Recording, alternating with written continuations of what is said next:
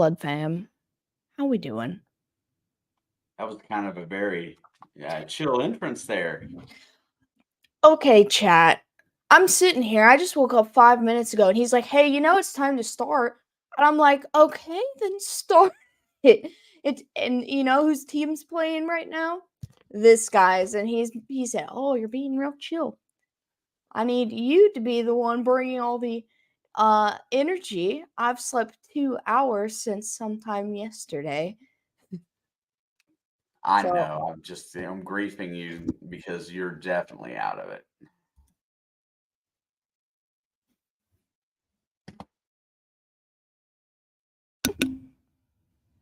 I'm back. What's going on? How's everybody doing today? Are we ready for some Sunday night football? I know Dave's been in here in full force already. He's fired up. All I have to say about today as a whole, if I didn't hate the Vikings before today, then I really, really hate them because of what they did. But shout out to Josh Dobbs, man. You know that that dude can get on a plane and go play for just about anybody. At least he's got the intelligence to go out there and make do. But the important task at hand, my TV's just about on. I got 0 seconds to prepare today. So I figured out a quick little hack. It still takes 5 minutes, but it works every time to get my TV to work. And so we're almost there. So that's almost there. But we got your boys playing on the prime time. The game that was probably one of the more, other than like our matchup against you, the more anticipated matches of the season last year. Unfortunately, most of you guys in the chat right now were here with me during that game. It was the hardest day on It's in the Blood for me personally. And shout out to Damar Hamlin. We're glad he's okay, but we get the matchup again. Doesn't feel quite as exciting as going into the last year's. And it feels a little weird, not in a bad way, but like last year the energy going into that game was just, I don't know how to describe it. Like it was just like I hadn't been more excited for a football game that wasn't my own team in a long time going into that one. But Yeah, nonetheless, I'm still fired up about this because, the Bengals slow start due to injury, things like that.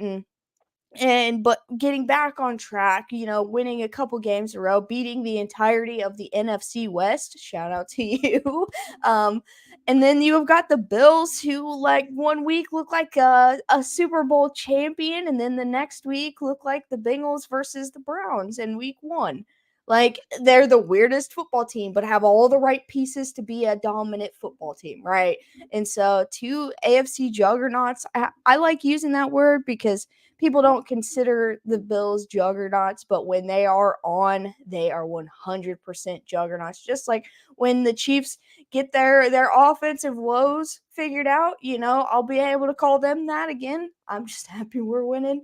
But the Bengals, when they're on, juggernauts. The Bills, when they're on, juggernauts. The Chiefs, when they're on, juggernauts. The Dolphins, when they're on, juggernauts, of the AFC, and this game is really important. It may not be important tomorrow, but in, 8 weeks, we're going to be probably looking back at this game and being like, okay, well, this is why we're here instead of here. So I'm excited about it. You hit a couple things really struck me there. Was talking about when this game happened last season, the pregame and everything for it. It felt like a Super Bowl or playoff atmosphere. I mean, it felt like an AFC championship game. It was that big. And this year it's just as it's probably even more important than it was last year in some aspects, because both of these teams have not got off to great starts. They're both, I think so too. They're both right around that threshold that it could go really well from here on out, or it could go bad. And tonight might be a determining factor on how the rest of the season looks. So it's important for different reasons. Last year was probably the most uncomfortable football game I ever watched. I went from the highest of highs to the lowest of lows during one game, and I sit here and I kept staring at a TV screen that was going to show me nothing new, and that's all I could think about was that young man on the field.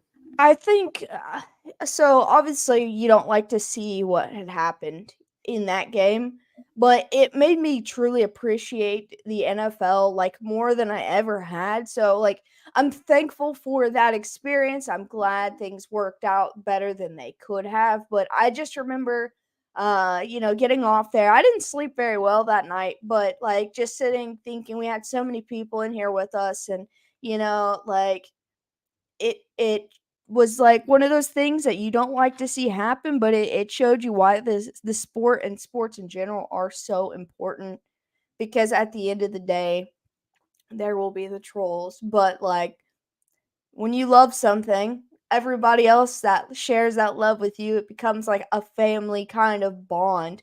And for us all to come together, and I didn't want to experience that with you guys, but like, I would rather be with you guys than someone who didn't give a crap about the sport at all.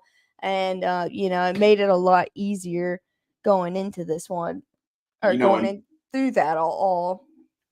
and because of that day, specifically because of that day, once every 3 months at work now, they offer the free CPR training. They give anybody that wants to come in, because this, although albeit a bad experience, shed light on the necessity to know CPR, because proper Save CPR save saves that his life. man's life, yeah.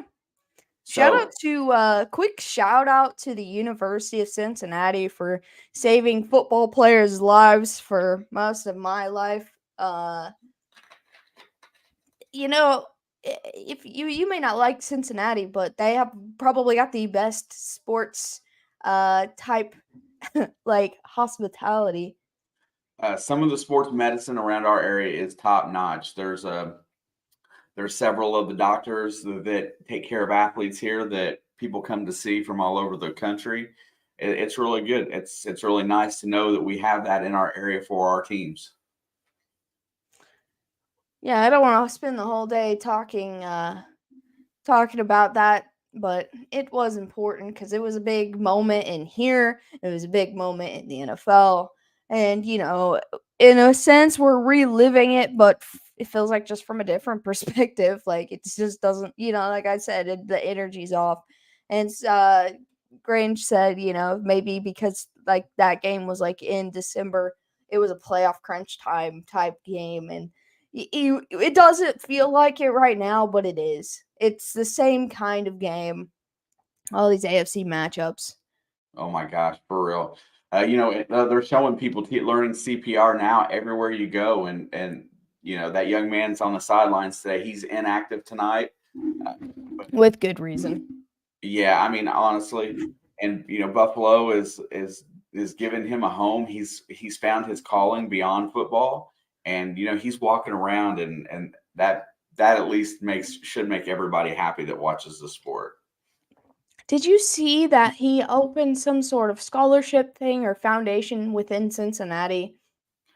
Uh, I read an article about something about I mean, I think it was a foundation. I'm not positive, but I didn't see a whole, I didn't get into the whole thing. I was thumbing through when I saw it, but I just assumed that it was, the same old, same old. But I know that he made so much money from his GoFundMe that he had money to do all kinds of productive stuff for kids and society, that because everybody just donated that night. And it's still amazing. Man, I almost cried there for a second. I just keep thinking about it because of how just how traumatic it was for everybody involved. And then, and one thing about that game was when they thought we might go back on there and play for a little while there, and you saw Stephon Diggs in flipping tears on the sideline trying to get everybody wound back up to play football. It's why it's the greatest game in America. What channel are you on? 906. I think that's where I'm at, but I wanted to make sure we were on the same page before this game kicked off. And guess what? Our cable, or my cable, has been in and out today. It freezes Not my internet, but my cable now. So it's been a little bit touchy. Bro, Look at look the at standings. these freaking AFC East and AFC North standings. You know, and look at the Zach Wilson led New York Jets right there on the outside peeking in. Like, here Hey, they comes to you. I'm just letting you guys know right now. I won't be here for the beginning of the game, but I will be here tomorrow. But if Zach Wilson beats the Chargers, I will be insufferable. it's time to kick the ball off. It looks like Buffalo won the toss. They will defer. All And right, looks like you're up first. Kickoff is up. don't you fair catch it, bro. There you go. Run it He's gonna back. Go return it from the Travion. 1. He's at the 20. He busts through and gets almost back to the 25. Pretty Solid nice run. return. Solid run. Solid way to kick this bad boy off. I was hoping that the Bengals were going to wear the black pants with the black jerseys. I was doing a little research before the game, but I think I read that it's the first time this year that Buffalo is wearing the white jersey with blue pant. Right. Yeah. Awesome. I'm never big on the uniform selections, but Joe Burrow starts out in the gun. They're already at the huddle, ready to rock. Looks like Joe Mixon is playing. Yeah, chest injury. I'm not sure how severe. That's a They terrible run the play injury. clock down almost to nothing. They snap the ball. Burrow fires. It's caught, and that is Straight Joe to him. Mixon, who's going to get 8 yards on first down. Straight to him. He must not be hurting that bad if he's going to be the first guy he goes to. You know, it's real important that they be able to run the ball and use the screen game and to get him warmed up a little bit with a I quick think pass like that. I think running the ball in this game is important because if Buffalo is one of the days they choose to run the football. 2nd and 2, for real. You got to be able to run. Burrow's going to go. He goes look down the field. He drops the screen pass off to Mixon, who's got run. He's at the 40, all the way out to the 45 and down at the 46. Pizzle! Bro, I appreciate you for coming in here. I did stop in and see Pizzle near halftime-ish. I was at work all morning, so I I didn't was get in to there early too. hang out too much, but GG's. I appreciate you, Pizzle. It was one of the weirder football games I think I've ever watched. You know, it was like all one-sided one half and then the next the other. But 1st and 10. Chase is in motion. Burrow's going to go, hands it off, and that's Travion Williams that bust through for 7 or 8 yards. Buffalo looks like they're a little bit on their heels defensively, and Cincinnati's running right at them. But yeah, I haven't got a chance to dive into everything I missed in that game. I'm gonna say it, bro, though. I still don't I know the Dolphins have got this kind of monkey on their back, but I still don't feel like they're like a bad team. Like, They're not. I just bad circumstances, I guess. Williams Like, got 7 yards on that. 2nd down and 3. Boyd is in motion. He's in a weird spot. They're going to hand it off to Williams again, who pushes forward. And he's going to be stopped short of the first down. He gains about a yard. It's going to bring up 3rd and short. dude, as a Chiefs fan, I feel like I need to root for the Bengals to win. But like just as a football fan, like take away the Chiefs part, like if this is an exciting game, I don't really care who wins, right? So I'm so torn about this game. I don't know how I'm supposed to feel about it. 3rd down and 2.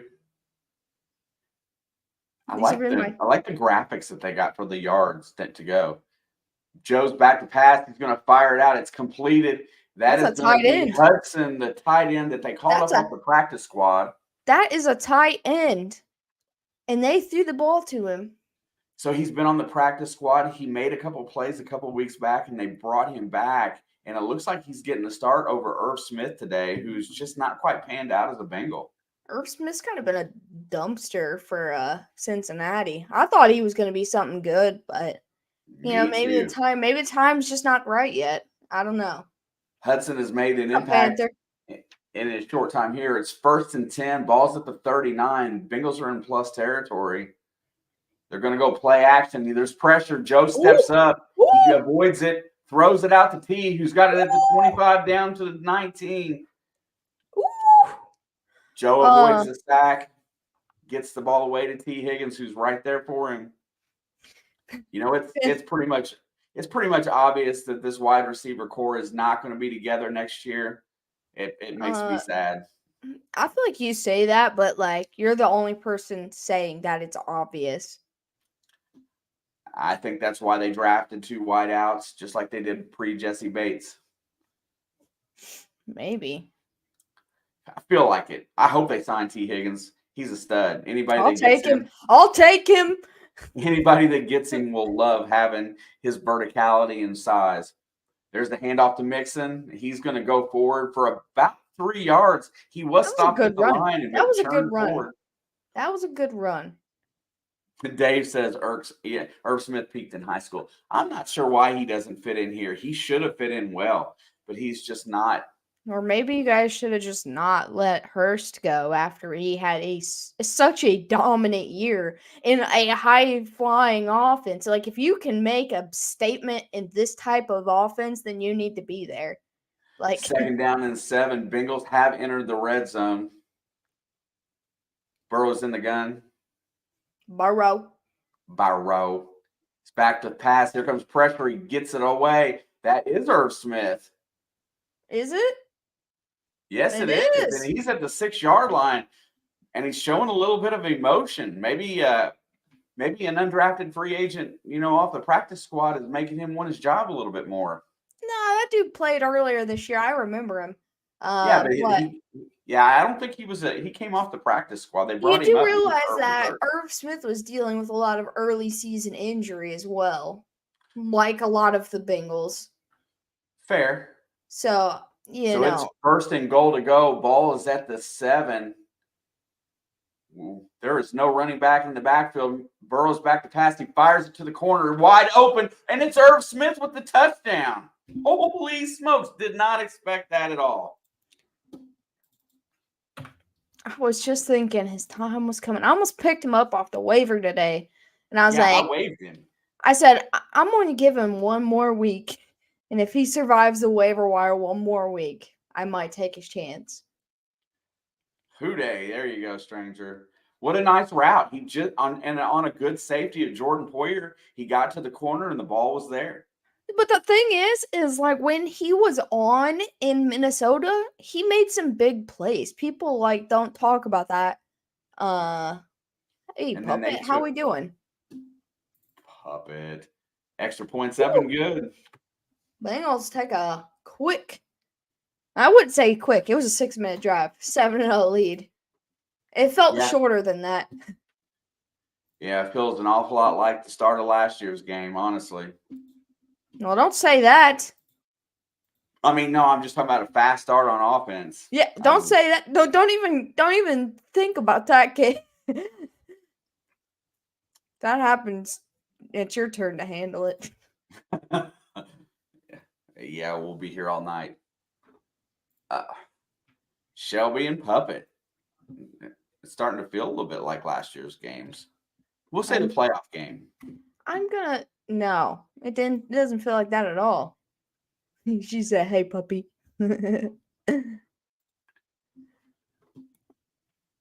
So no, because the playoff game, it was snowing. I know. You just gotta stop doing that. This is a whole new ball game. For real.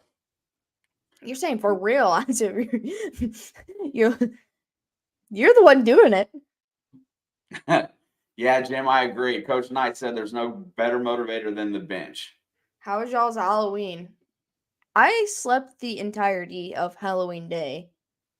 I don't know. I think I woke up at like 5 p.m. that day. Alex sleeps through it on purpose. She doesn't like the holiday. I just forgot it was Halloween. I just assumed everything was going to be done on Saturday. Our town stayed traditional. I didn't know that. But it was good for me. I slept and then I watched some TV and oh man, Leo got introduced to the goat. So yeah, so after the game the other night, they sent him down to the G League, and Draymond Green threw a holy fit to get them guys back. Said that they needed the young guy enthusiasm on the floor, and they brought him back up from G League. But yeah, Trace has played good since he's every opportunity he gets at Golden State. I really like him as a fit there. I hopefully he gets you guys about 10-10 every game. I'm just happy the dude's seeing playtime this early in his career, especially a kind of a caliber, of like Golden State, who are right now, held to such a high standard. Those teams that you're like could be in the finals, like conversation every year. And so I feel like going to a high competition, high volume team like Golden State to get playing time this early, like that much playing time, that's pretty good. All right, Leah, kickoff is up. And he's going to bring it out of the end zone, crossing the 10, 15, and he's smacked hard. And he will run into a wall. I scared a lot of kids with my girlfriend. So it's great. yeah. I mean, were you like trying, or were you just like walking around? Because both of them, you could. I'm sure you could be pretty scary without it being Halloween. I don't know. I missed something. He said I scared a lot of kids with my girlfriend. It was great. Oh, And I said, gotcha. I didn't see the chat. Papa Blood doesn't know how to read. It's okay. We're gonna get there. All right, first down and 10 for the first drive of the Buffalo Bills. Just my costume. He's gonna quick pass to the outside of Dalton Kincaid for about 5 or 6. Just my costume. What'd you dress up as for your tricks on Halloween, Puppet? I saw Leo's costume. Did that video Leo posted, like it was like a porch cam? The dude was like, "Are you real?" And then he goes up to grab some candy and he scares him and he like runs off and then he comes back, gets some candy. He's like, "Thank you." 2nd and 5. He's going to fire over the middle to Kincaid again. This time busted up. It's going to be 3rd down and 5. Dude, Buffalo has been working really hard at going at their tight ends here lately. Yeah, I know. What's his face is on the IR right now, so it's pretty much all Kincaid right now. Young rookie. Oh, I can't get his name off my tongue. Dawson Knox. Yeah, Kincaid is the rookie. Dawson Knox was the vet. Yeah, he's on the IR. Yeah, I saw Kincaid on the bets for the fantasy stuff today. All right, 3rd and 5. Allen looking to throw. Gonna dump it in the middle to Diggs all the way to the 30 for a 1st down. Dude, it was. At first, I thought it was a kid, and then I watched it again, and it was a full adult. And he comes up, he's like, before he gets anywhere near Leo, he's like, "Are you real?" And then he gets up close, he goes to grab some candy, and Leo just scares that something out of him. And then he runs away, but then comes back, and he's like, "Thank you." All right, 1st down and 10 from the 29. And he's going to quick pass out to Diggs again. Oh, he Diggs busts through. spins out of a tackle, crossing the 50, the 40, into Bengals territory all the way to the 35. Oh my, he just straight up spent out of a tackle. Is that a word? Spent. He spun around in a circle and come right out of it. Let's check out this Halloween costume. But yeah, very nice play design, a quick screen to Diggs, and he gets grabbed and just doesn't go down. That is pretty spooky. He put it in the Discord from the 37. Allen, he pump fakes, brings it in, acts like he's gonna take off with it, and he hits, I believe, Shakir on the run. Nice for another big gain. Is that Leatherface like a lamp? Or is it just like some sort of like bucket? Because I saw the glowing out of it. That's pretty sweet. Yeah, I'm not a big Halloween person, but I enjoy seeing other people enjoy it. If that makes sense. Buffalo in the red zone. All right, 1st and 10. Couple inches outside of the 15. Allen looks to throw, fires quickly. And I believe that's Kincaid again. Takes it inside the 5. It's going to be 1st and goal. See, this is the difference between Buffalo and Cincinnati. They both marched down the field, but Buffalo took 2 minutes. Cincinnati took 9. 6. 8. It went down to the, I guess it was the 9-minute mark. That's where I got the 9 from. Yeah. But, like, still, Buffalo's not running the football. 1st and goal, they're going to fake the handoff. Allen's going to roll to his right, pump fake, and he's going to walk into the end zone for a touchdown. One of the kids dropped his phone. Highlight of the day. It is a lamp. That's a pretty cool lamp. And Buffalo's an extra point away from tying it up, but there is a flag. Maybe some excessive celebration. Dude, that pump fake. I thought he was really going to unload it.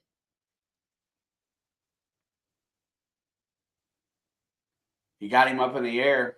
Says, I got you.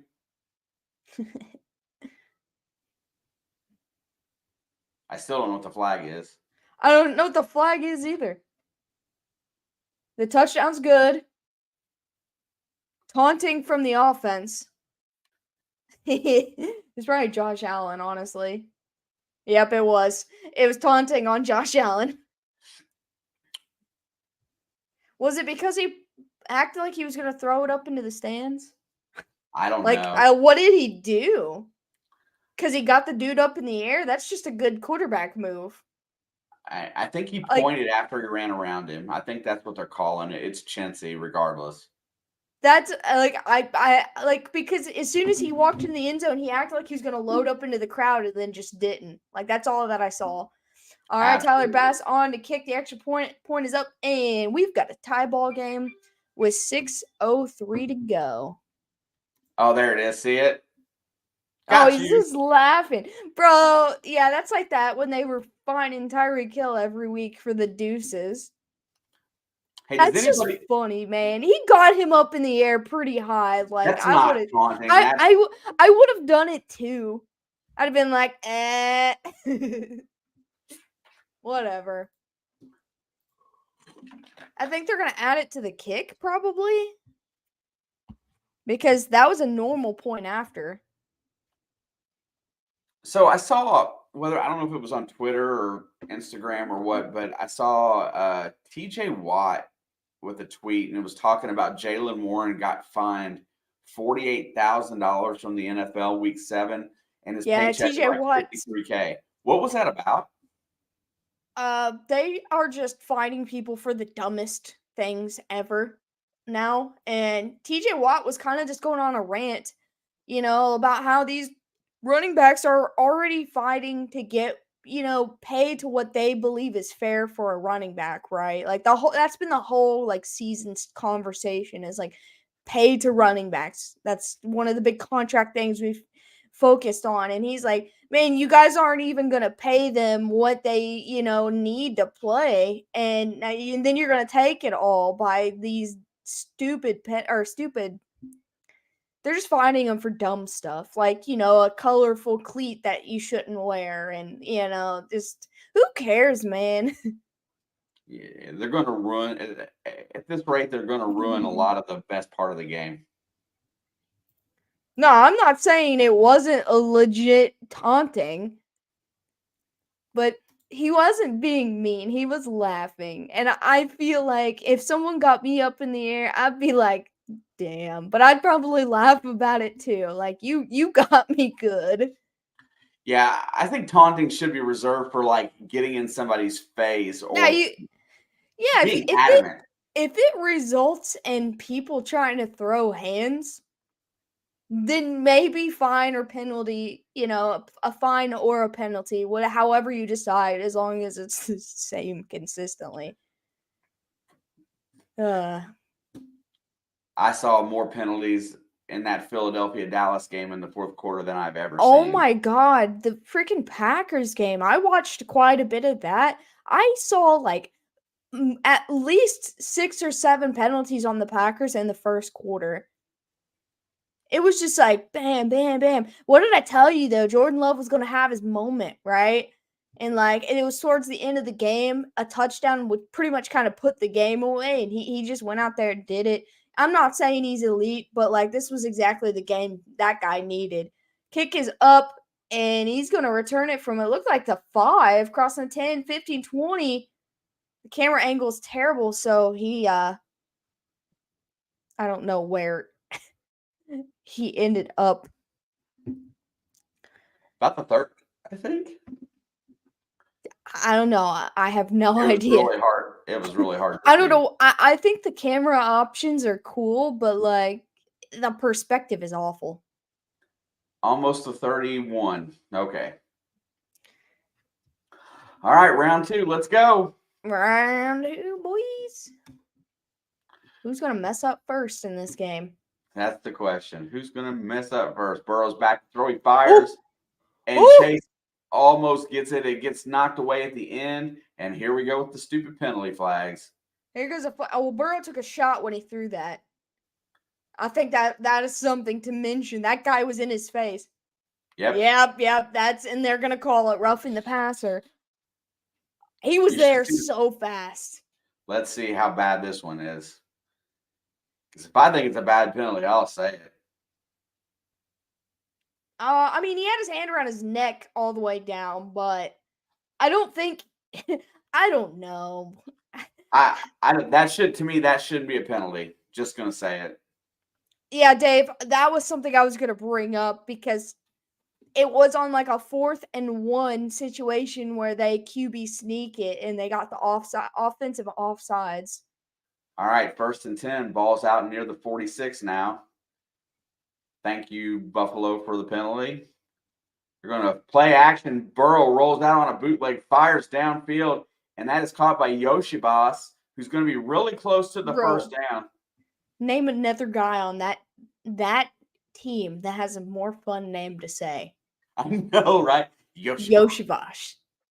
Dude, I love it. I like the kid's energy. He's got the energy of a true rookie, right? He's got the baby face and he's trying to find his footing with the big dogs, but he's slowly working his way into being a factor. I love it. I didn't think it was a penalty either, Jim. I don't think that's a penalty. I'll say it. I'm as honest about that kind of thing as it gets. It looked like it hurt and like it should have. And Joe Mixon will push forward and get the first down on 2nd and inches. Gain of about 2. So, are we going to see, this is just an open-ended question, I guess, but do we see Buffalo actually run the football in this first quarter if they get the ball back in the first quarter? Because I don't think they ran it once. They didn't. I mean, I'm going to other than the quick run for the touchdown. That's their only rushing attempt. That's Yoshibas. Yoshibas. 1st down and 10. Ball's at the 43. Hands off the Mixon. He's trying to get the edge and great tackle by Jackson. You know what? There's been some good tackling in this game. That means it's going to be. Seems to be a little bit wound up for this one, guys. I'm telling you, they seem a little bit different. I mean, you embarrassed them in the playoffs. And then they blamed it on your jerseys. Brandon Bean, what a wuss. Bro, that was the best day of my life. Until Miami put up 70 on Denver. And then that was the best day of my life. All right, 2nd down and 10. Burrow's in the throwing mode. Here comes the blitz. Here's pressure. Gets away, throws it. And that was so dangerous. He was trying to get the ball out of bounds, but Jackson tried to make a play. Puka Nacua. That's another guy's name that's really fun to say. But Yoshibas, he's got to be the number 1 on this team. All right, it's a huge 3rd down here. It's almost in no man's land. A few yards and they can attempt a field goal and let Evan McPherson's leg shine.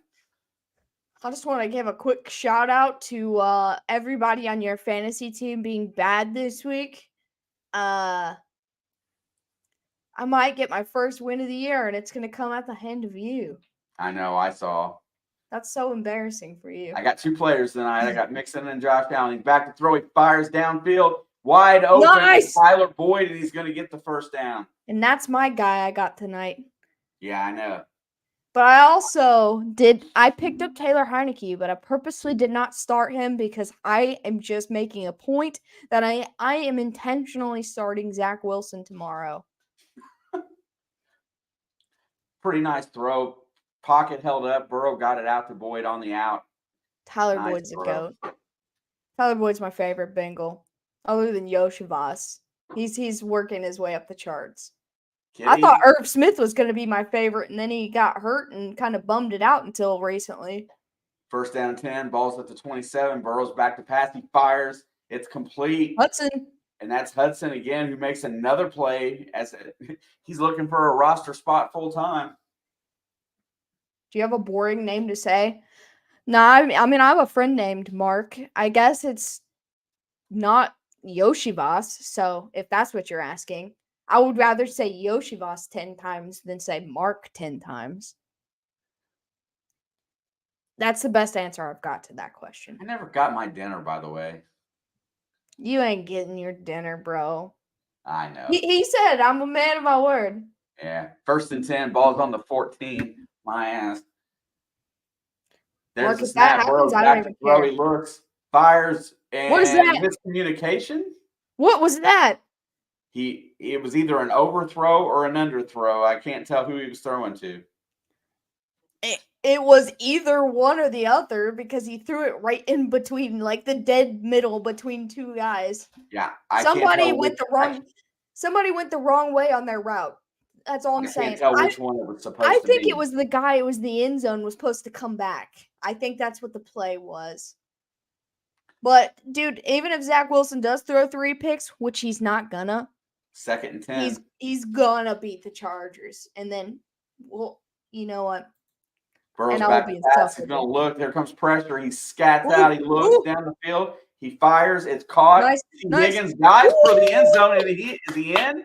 I think he was in. No, they're marking him out. They're marking him out. I didn't see his feet.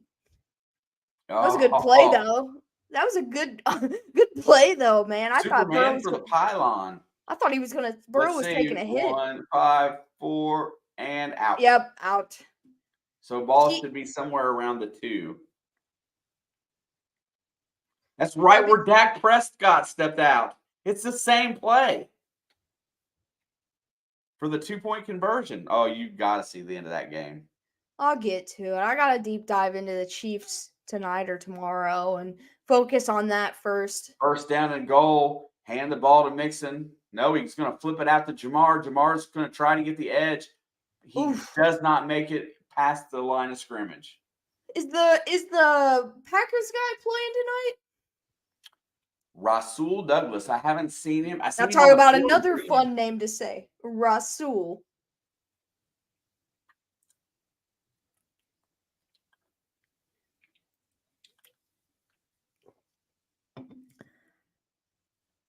See, I like that play they just ran with Chase. I like that play exactly like 15 yards out of the end zone. That's where I like it. Maybe just 10, but not on the 2-yard line. Run the ball. That's why you got a running back. 2 yards, you should be able to get in 3 downs, but you're going to throw it every time.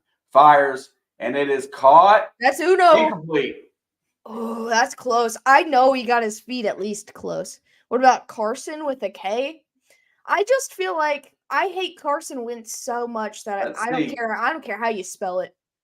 Oh, he just didn't have control of it. Oh, he dropped it. He didn't have control of it. His feet were in. Oh, that sucks so bad because that's a touchdown. Any other time, it just was slipping through his hands. Wow. They should have run the ball. Yeah, he should have run the ball there so they could throw it here if they wanted to. Play action. Play action. There they do. And it's a touchdown for Joe. All right, Buffalo. You're going to get the ball back with only 35 seconds in this first quarter. Are you going to run the football? I want to see some James Cook. I want to see some – I don't even It was Hair dryer. seems like that was the play they should have ran on first down, but hey, I'll take it on third. It probably was a touchdown on first down, just like it was. They got lucky on third. I feel like they usually stack it on third. The extra Money point Mac. is up and good. Money Mac. All right. We can score all day as long as Buffalo can't stop us. I'll take that. You know what? Let me fix my camera. Hang on. So now it's Cincinnati didn't make the first mistake. Well, Buffalo is settling for a field goal here is considered making the first mistake, right? I mean, maybe. I mean, Bengals went down and put up 7 both drives. If Buffalo puts up less than 7, then that's their first mistake. That's how you let a game slowly start slipping away. Because Cincinnati is running the football. Maybe not much, but more than Buffalo is. There's that commercial I was telling you about that makes me laugh. Oh, you were telling me about it, but I couldn't place it. But yes, I've seen this one. He thinks that because they're both wearing it, they look stupid. He throws the challenge flag. Yoshivas. Dude, I love that dude's name.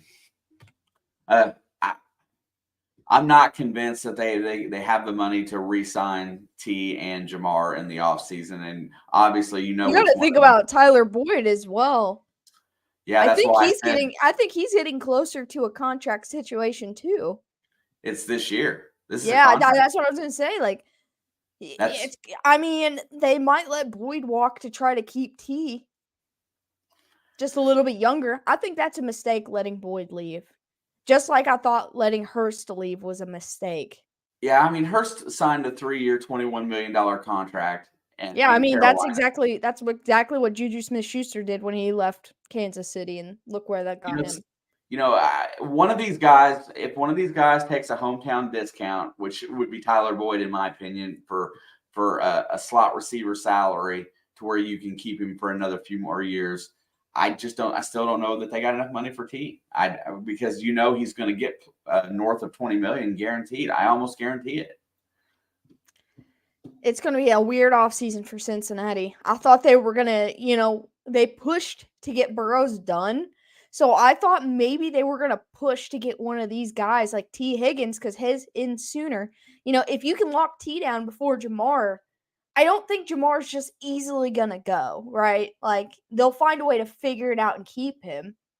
But I think they should have did T's right then and there with Joe's. I don't know if they can use a franchise tag on T next year or not. Can they do that?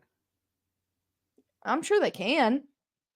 Or I don't know. You don't get a 5th-year option for a second-round pick. So he's gonna call it for a fair catch. So we will start Buffalo at their own 25. Dude, you can put in if it's his last year of the contract, you can tag him. That gives him more money and keeps him there. You can tag whoever you want, I think. It'll just be more expensive the next year to tag him.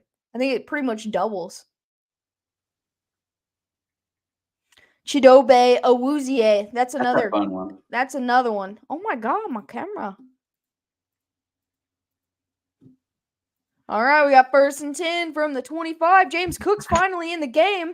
They're going to hand it off to him. He's got nowhere to go. He gets out of the mess and around the pile and makes for a 2-yard positive gain. I think that's the first time he's even stepped on the field. Yeah, Latavius Murray was on the field in the first series. Okay, like, you can't run the ball without your running back.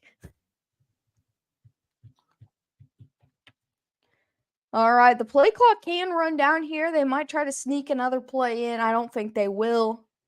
And that is going to be the end of our first quarter. We got 21 points in the first quarter. That's a lot. That's a lot of damage. I mean, that's, in the early part of this season, that's a game's worth for us. Yeah. A lot of teams have been slower on offense starting out this year. We put up 21 points today in the first half. Then we didn't score again. We even put up a defensive touchdown today. I know that was. Did you see that? That was Such a crazy. quick play with the lateral. Yeah, somebody got the fumble, someone picked it up, and somebody lateraled it. So many people had the football on that. It was definitely heads up and it actually panned out pretty well because that's the game-winning score, right? I mean, essentially, yeah. Weird game, man. Like I said, I haven't got the chance to deep dive because I was at work and it was 12:30 when that game ended. So basically, it was on the mindset, okay, we won. That's great. My day's not going to be awful. On to the next. And the next for me was the Baltimore Seattle game, which was a disaster for Seattle, and also the what was the second game that I got at one? Well, I don't remember. Oh, the Packers game. So I watched those two, and then the next one was I got to see some of the Colts Panthers game, and then mostly the Eagles. And so it was kind of like the on to the next. So I didn't get to really deep dive um into the Chiefs game. Like we had some high rollers in this morning, and so I was kept busy, even though there was a lot of TV showing it. Um, how you doing? I'm gonna be honest. I feel like terrible, man. I didn't sleep last night. Uh, but I did get a nap before the game. So how about them Cowgirls? That's what I'm saying. If I was a Chiefs fan, I'd be concerned that offense only scored 2 touchdowns and got shut out in the second half. Dude, that's been like the kind of the telling, like that's just how it's really been. I think it was the Chargers game maybe. We went down the field in the first half, scored a bunch of points, and then scored 3 points in the second half. Like these teams we play against are making great halftime adjustments against the Chiefs offense when we are finding any sort of momentum. Second down and 8. Allen fires down the field. Trying to get it. I don't know who that is. Number 16. There's a flag. What's up, Eric? Long time no see. Welcome. Welcome in with the Blood fam. Seahawks lose. Rams lose. Cardinals lose. No, that's a win for the Niners on their bye week. Hope your team lose like we did today. Sorry, Chris. Is that what I get for picking the Patriots? I got you. I told y'all. I told you. Sam Howell was coming. I don't know, man. That was it was a penalty on Cam Taylor-Britt, DPI. And that's about the first time I've seen Sherfield on the field for Buffalo. That's the first time I think I've seen him on the field this season. 1st and 10, they're going to hand it off to Cook. Cook's going to lose a yard or two. See, I thought he'd fit in good in Buffalo since, he fit in fairly well at Miami, got some catches and stuff. Thought he'd be a good pickup. Dude, Crafty, something about Lamar versus the NFC, period. Like, if he didn't have to play against the AFC, he would not lose that many games in his career. Dude, I was so mad about that. But then CJ Stroud balled out, man. Put up 470 yards and 5 touchdowns. What a dog. But shout out to Baker, man. He still got the fight in him. 2nd and 11. He's in trouble. Go down! And he finally unloads it near interception after the pump fake. And they bring him down. It's going to be 3rd down and 11. Is it Buffalo? Can they convert this 3rd and 11? They've been clutch so far. Hendrickson coming in off the edge. Let's see how good of a rush he put on. Really good. Listen, Eric, I didn't expect the Seahawks to win, but I don't know what happened in that game. It was just, like I said, Lamar versus the NFC is just, that's where his strengths are. Haven't figured him out yet. I guess I don't see him enough. All right, 3rd and 11. Crowd's loud. Allen's rolling to his right. He's looking downfield. There's a flag in the backfield. He's finally pumps, fires, and he's got a guy, but it's going to be incomplete either way. That's Hardy. I believe he was out of bounds. Oh, it's a crazy 5 minutes. Dude, I'm still so mad about the Vikings. I don't care about anything else. I'm happy for Josh Dobbs, but I am so mad that Atlanta couldn't close that game. Oh, I know. And that's going to be offensive holding, which will be declined. I mean, Cincinnati's getting the football back. And Buffalo made the first mistake. See, Crafty, I don't think they're criminally underrated. I just think that they're just now playing their best football. I think they're rated about right. Well, I think last season and maybe even the year before, he's going to Yeah. return it to about the 22. I think the thing is people are so focused on how electric this offense can be when it's all clicking they just don't even think about it. But like the last 2-3 seasons since the Super Bowl year that they went, the defense has honestly been the bigger feature on this team. But you see guys like Jamar Chase and Joe Burrow and T. Higgins, and you just kind of forget because that's just how this people care more about scoring points than because where preventing. The main focal point of that defense has been Jermaine Pratt and Logan Wilson, both of which have been signed to extensions, thank goodness. But those two guys have been among the best linebacking core in the NFL that don't get talked about.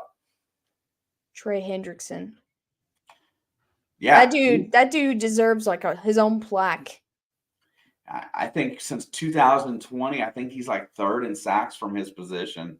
I mean, that's pretty awesome. All right, I'm going to be right back. Yep. There was a lot of commotion. I'm going to go check to make sure everything's okay. Kitten failure.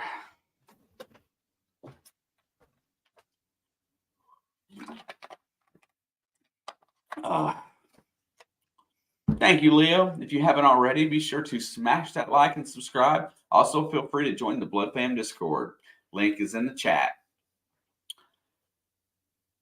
They played lights out against the Rams, Hawks, and 49ers. They're the reason that are still alive. Absolutely crafty. Can't argue that at all. First 3 weeks were really rough on the season. You know, that start was not good. But the defense is what's kept them in it. And that's the same for all the teams in the AFC right now. Kansas City, it's been their defense that stepped up more so than their offense. You know, Cincinnati's offense is starting to come around and put up some points. They did a great job against San Fran. But, you know, it's a matter of playing. Now you got to play complementary football and avoid injury. And that's, you got to get good at putting teams away and getting your starters rested. So, wow. 12% chance to win our division, and we're only a game back, basically, or a game and a half. Wow. Well, I mean, they're basically saying that whoever loses this game might not make the playoffs, is what they're trying to say there. 1st and 10, ball's at the 22. Let's see if we can put up another tutty here to get some extension on this lead. I prefer running the ball. Going to go play action, looking downfield, fires. That is caught by T. Higgins, and that's a first down. And don't be convinced, T. Higgins is one of the quietest big targets out there that just always makes plays. Okay, what I miss? 10-yard pass to T. Higgins. No, I want Tyler Boyd. Actually, I want T. Higgins because I just don't want. I feel like it's going to be weird if we see T. Higgins anywhere else but Cincinnati. I know. First down and 10. Saints moved atop their division today. I guess Atlanta. Run the screen to Jamar, who has nowhere to go. This Buffalo team is focused on not letting Jamar Chase beat them. If you haven't noticed, every time he gets the ball, there's 3 people around. Yeah, you know, it's like when we play Buffalo, the first thing we do is shut down Diggs. So I get it.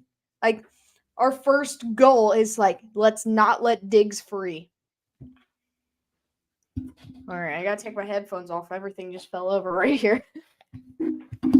There's Rasul Douglas. Does not look the same in a Buffalo Bills uniform as he did a Green Bay Packer one. 2nd down and 12. There's the handoff. There goes Mixon. He's got a hole. He squirts through, gets all the way out, and he's going to get the first down. Joe Mixon with a 13-yard run there. What's up, Balin? Buenos dias, Balin. I know. That was a good football game. You missed the odds of the Pats' odds of winning their division. I'm sure it's pretty high. Buffalo has not been able to really stop the run. I would keep feeding the ball to Mixon. Let him eat for a little bit. Boyd's in motion, 1st and 10. They are going to hand it off to Mixon. He's trying to get the edge. He cuts back, and he'll get about a 2-yard gain. He had nowhere to go there. He had 3 guys waiting for him. And that's okay. We'll see a little bit of Travion coming in here on Yeah, Chris, that's probably exactly what he said. I keep telling him to stop saying that, but he won't. It makes me so uncomfortable. Each team will get half a safety. I'm down. Did that Atlanta game today, it was like 3-5, and then it was 10-11, and I was like, are they even playing football over there? 2nd down and 8. Buffalo looks like they're going to send some pressure. They're going to hand it off again. There goes Williams. Dude's got a lot of steam in him. Another good back that doesn't get a lot of touches, so good for Travion. I'm surprised they've kept him so long. That's what I'm saying. He won't stop. Dude, I did. The game was on the line, and their running back kicked a field goal to keep them ahead. All right, it was a rough game, Dave. Buffalo's looking to get off the field here. Big play to get into play. Huge. This is huge. 4 on the play clock. Oh, it's a false start. Everybody jumped. Everybody's running. I mean, it was nice. I believe it's a false start. It was nice seeing the Packers score 20 points today. It was unfortunate about Christian Watson at the end of the game. What happened to Christian Watson at the end of the game? He went out with a back, neck, and potential concussion injury. I think. I know the back for sure and concussion for sure, but there was another one. It might have been the neck. Or your oh, sorry. I am so out of it today. It's okay. We're good. So that scoots him back to 3rd down and 8. Dude, everything on this side of my room is just moving. I'm freaking out about it a little bit. Burrow's back to pass. He looks. Here comes pressure. He dumps it off to Sample, who's going to be short of the 1st down by a couple yards. Ooh, that's risky. That's risky. That's like 4th and 2, 4th and 3, 2.5 probably. They're saying go. They're saying go. They're saying go. Oh, he's fine. What's up, Columbus? Steve-Bus. What are you drinking, Alex? You already know. I don't have to tell you guys. You already know. It's either a Dr. Pepper or water, and they are going to punt. Did you see? Looks like a criminal. You just say the worst things, I swear. But did you see that Kevin Huber and the long snapper Harris were the rulers of the jungle today for this game? To be fair, caught at the 12. Yeah, Kevin Huber and Clark Harris. I think his name's Clark. Mm-hmm. They were the guys that got the crowd wound up before the game. That's nice. Now you said your room is spinning? I didn't say my room was spinning. I said things in my room are moving. Like everything right here, over here just fell. And then I went over there and picked it all up. And I come back and I have a Chiefs flag over here. And it just kind of like fell onto the back of this chair and started like hanging right afterwards. Like, I said, weird things are happening in here. Yeah, Balin, I've already got it up. It's already set for Tuesday night at 6:20 or something like that. Just in case. Why weren't you a can of Dr. Pepper for Halloween? Because I don't dress up for Halloween, but I also don't want to be a can of anything. My Halloween costume was a bear in the winter. I was hibernating. I did a really good job on it too.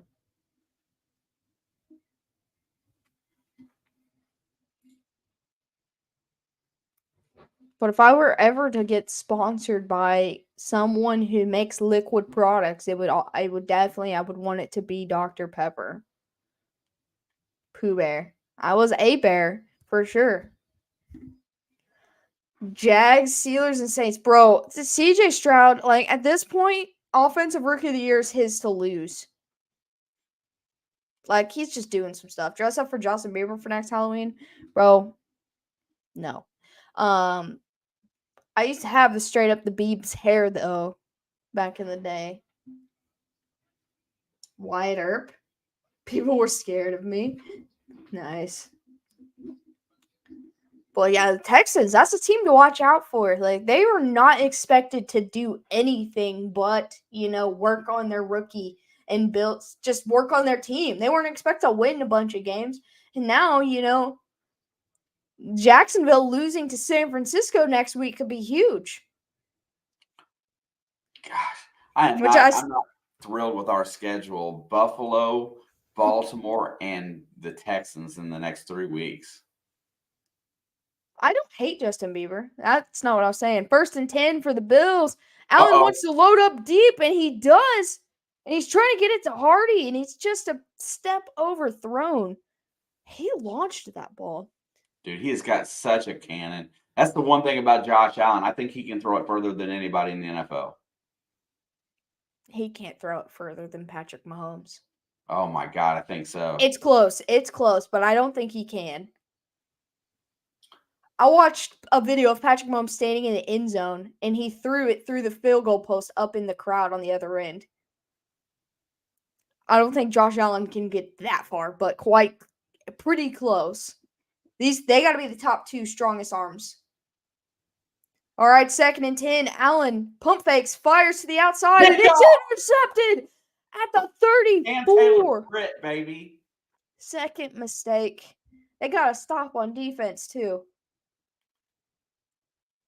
With 8:54 left. Throw. Hero ball, Allen comes. And I am sure the jungle is rocking right now. Yeah, I can hear a little bit of sound. That's all I can hear is fan noise. I can hear it, but these headphones don't look like much, but they hold in sound really well. So I can barely hear it, even though it's like, I can't reach it, but it's like another arm's length away from me. Dude, Peyton Manning's the best quarterback of all time. So, yeah, probably. I told somebody that today. You're going to go looking down the field. He fires. He's got an open, and that is one of the tight ends. Hudson is a big target, man. He is always there. He looks like Uzoma. Well, he's the exact reason why they didn't go after another tight end at the trade deadline, so he better make catches. Nice play. I had a Bengals fan at work today tell me they had no idea who John Elway was. No. I swear. Because one of our coworkers was wearing a John Elway jersey, and he said, I don't like that guy. He's wearing a Broncos jersey. I said, yeah, but it's John Elway, and people think he's great. Buffalo burns a timeout here. They must feel like this is a big play. They're going to take a shot on 2nd and 1. Brock Purdy would smoke them all. Like, out what? Like, I don't know about that. Brock Purdy cannot outthrow Josh Allen. Like, in terms of distance. Yeah, I said that. I said I personally don't think John Elway was great. But, to some people, some people, John Elway is their Peyton Manning as what Peyton Manning is to me, right? And so I can't disrespect them, literally smoke them. If he hangs out with George Kittle long enough, he could probably literally smoke them. All right, second one. Looks like they're going to run the ball here. Be a great time for play action, and they're just going to sneak it. Why did they do that? He didn't get it either. Maybe they were trying to catch him off guard. He's Dude, short. I saw that Brock Purdy was spending his bye week farming. He's been farming this week. Jump this. Oh man, he stuck his. He made Burrow very uncomfortable. I know that. Do you do that? A quarterback sneak? I don't understand. That dude was signed with the Bills on Tuesday. Now it's 3rd and inches, where that seems like a more appropriate. Well, okay, they sat at double zeros for a long time. Okay, it was like 2 or 3 seconds at double zeros. Well, good. Get out of that set because that was not working. How far can Brock Purdy throw? Well, at least as far as I can throw, probably. I might got noodle-looking arms, but I can sling a football. He can throw a football over the mountains. As far as the defender's waiting hands are. All right, now it's a 3rd and 5. This seems more manageable for them than 3rd and inches. Right, I feel the same way. Here comes pressure. The blitz is on. They're going to run it. Step up. Joe's going to take off. He's going to get the first down and get out of bounds. And there's a flag. Sneaky run. There's a flag. It's probably going to be holding. Dude, I don't like how he does that, but like at the same time, I do like it. He grabs the football in front of him like this, and he kind of like bunches his shoulders when he's like trying to duck through traffic. Okay, it's going to be holding on Alex Kappa. That's 2 penalties on him today. Let's see. I don't know how he got out of there, honestly. Because he bunched up his shoulders, tucked his neck, and ran. Sure. Look at him. I'm going to start calling him Chicken Little. That's what he looked like. As long as he doesn't get hit, he can run as much as he wants. Now it's going to be 3rd and 15. We were just at 3rd and inches. What is going on? Well, the thing that we talked about last week, that we talked about before the game, that probably them being the least penalized team in the NFL, and this week they're getting hit with penalties. So that tells you that they're not going to be as efficient.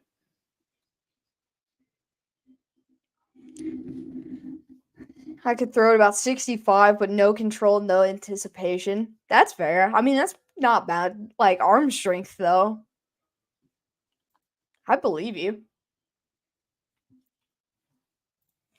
Yeah, this is where the game starts getting all weird, right? Yeah, you got to, which you can overcome. You don't want to get out of field goal range. Make sure you get 3 points off that turnover. I mean, they're very close to that line for field goal range. Oh, I'm sure they're pretty close to being in it. They're in it, but they can't afford to move much further back. Yeah, you can't take a sack here. They're on the 37.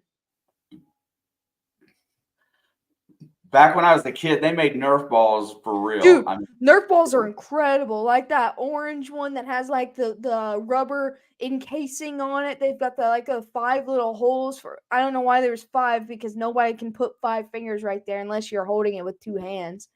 But those things can fly.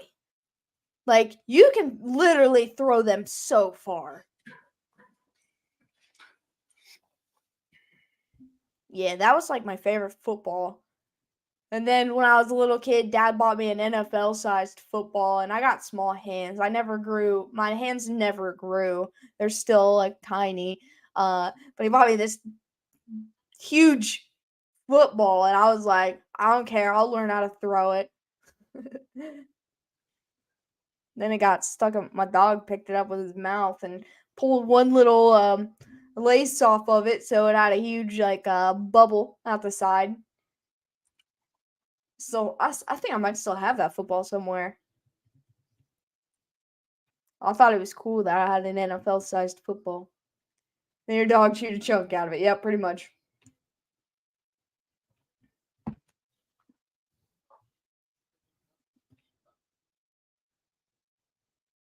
Did anyone else change to French? Huh? I don't know what you're talking about. No. All right, here we go. Big play. 3rd and 15. Bonjour. Oh, there's an offside, I think, but they didn't call it. There's a flag. Did. So they're going to get to replay. It's going to be 5 yards and then 3rd down over. Well, they're a little bit more comfortably in field goal range. Rip saw gun when I was a kid. Dude, some of the Nerf products that used to come out were the best. The TV changed to dubbed in French. That's interesting. My lunchtimes in high school were spent playing hacky sack. Hacky sack's fun. Chirico and Collins are speaking French. Burrow's bleeding. That's what he said. Right here. 9:22. Yeah, no doubt. That's not good. 3rd down and 10. Play clock's running down again. Back to throw. He steps up. He's going What's he doing? Back. What was he doing? And now there's flag.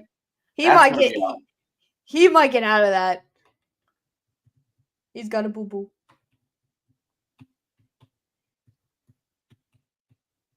Dude, he just keeps wiping it on his towel. Like, just go wrap it up. Are they going to try to kick this field goal? Do it. Put some faith in your kicker. I don't know how windy it is right there. Well, now he can get off the field and at least get it cleaned up if he's not going to wrap it. Well, they're going to try. Let's see what we're after here. Money Mac. I'm going to say like 56. Let's see. 45. Dude, I was so close. I was 55. So close. I said 56. Here we go. Money Mac. Showtime. Let's do it. Snaps down. Somebody jumped. They're blowing it dead. It's good. Somebody jumped though. The kick was good. Oh. Yep. Yeah, I saw. I heard the whistles blowing them dead. Hey, thanks, Orlando. Hey, Orlando. Well, there's 3 points off the board. It's wow, that was... I told you.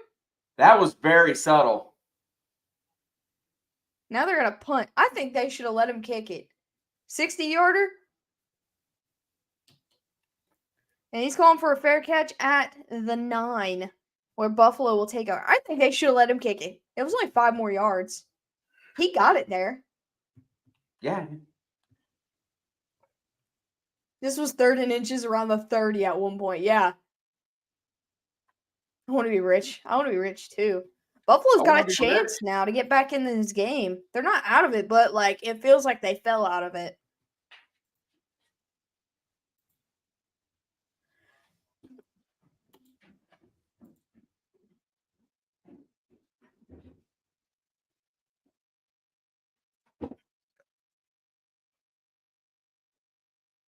Your name is Dave.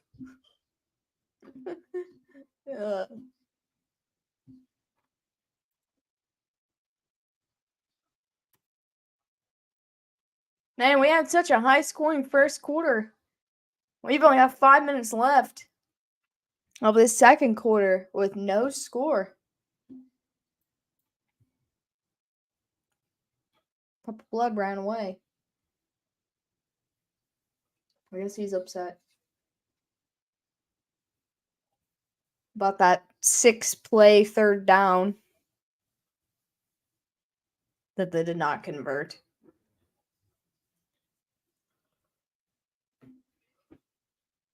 Ooh. I can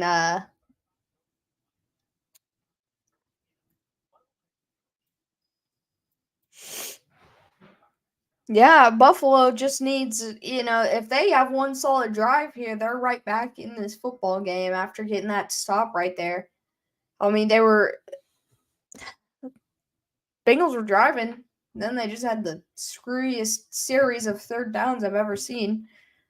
And yeah, I'm always more comfortable when you keep it at 2 scores. That's why I wanted that 3 points there to have a 2-score lead. Makes them want to throw the ball more.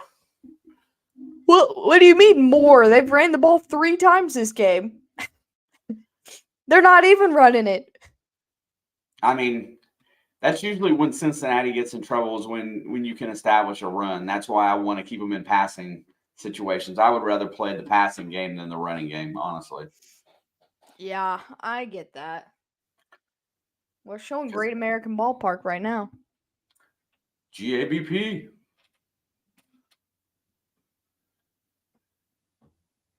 Bills and Chargers. Next Sunday? 28th of December. Oh. All right, 1st and 10 from the 9. 5.5 to go in this drive. And they're going to finally hit James Cook again. He's going to push for a pretty solid first down run. Pick up 6 yards. We only have 3 likes. Bang that like button. Absolutely. I think you need to refresh, but I think it's more than that. I'll look.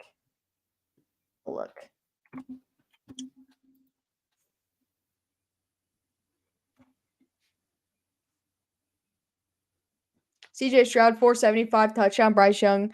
The Panthers picked the wrong guy. Well, the Texans made it obvious that they didn't want Bryce Young early in all of that. 2nd and 4, they're going to hand it off again. I did not see. Oh, that is Cook. He's going to get about 2. I don't know how he got it 2, but he did. That was the weirdest run. Cook keeps them legs moving, man. If you don't grab him, he's going to get loose. Balin, I still haven't decided how I feel about those jerseys yet. I like them. Part of me hates them, but part of me likes them too. They were really different. They caught my eye. I liked them. Let's go. All right, 3rd down and 2. 4 minutes left in this first half. Allen has time pressure coming in. He's going to get smacked. Sam Hubbard. He just did a front flip over Josh Allen, basically. Was it Hubbard or Hill?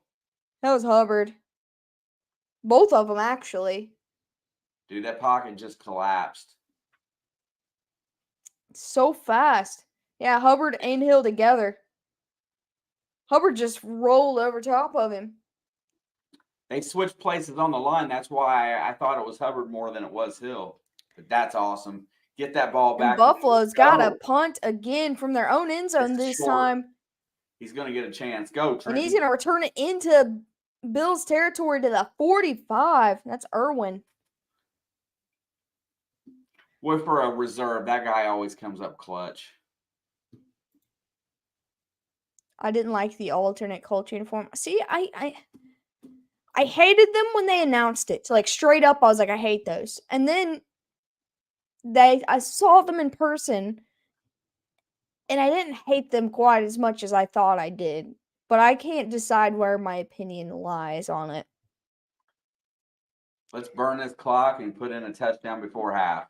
Good luck finding an original one nowadays. Yeah, like a Reebok jersey. I've got my Reebok Peyton Manning jerseys.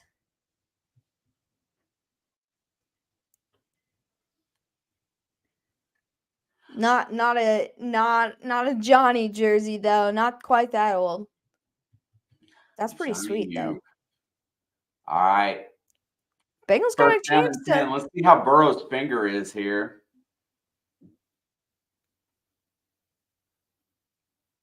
I assume you're going to run it. Yeah, nope. They flip it out to Hudson, and he leads him a little too much, and it's incomplete. Ooh, kind of a dangerous play right there. That throw did not look very accurate. It's not ripped off. I can't see why it's bleeding. It looks like he just busted the cuticle.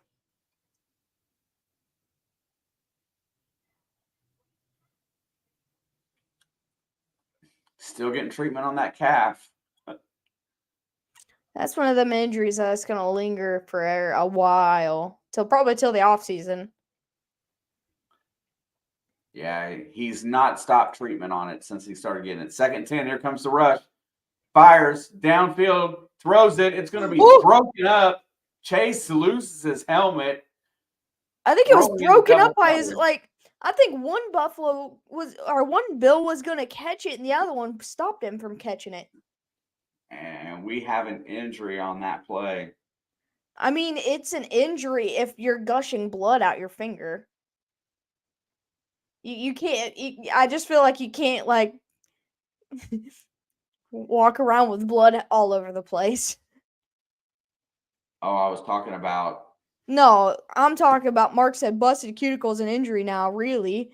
But if you're bleeding, if blood is coming out of you, it's not gonna make or break you, but you still gotta get it treated, get the blood out. Yeah, because usually when you're bleeding in any professional game, they're supposed to take you out to stop it. I know here lately, even in the NBA, they don't immediately stop it anymore and get the blood taken care of.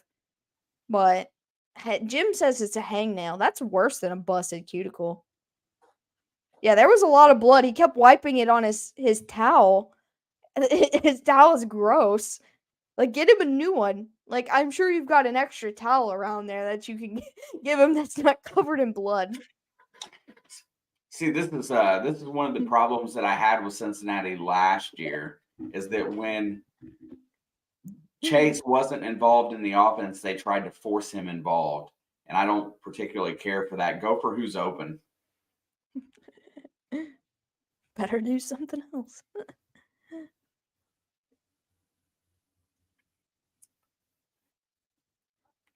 Yeah, no doubt. The running game was working just fine. I mean, they were running the ball, switching back and forth between Williams and Mixon. They were getting yards every time. I don't think there was any carry that had no yards. There was definitely no carries for loss. Only one towel per player per game. Well, just throw it away then.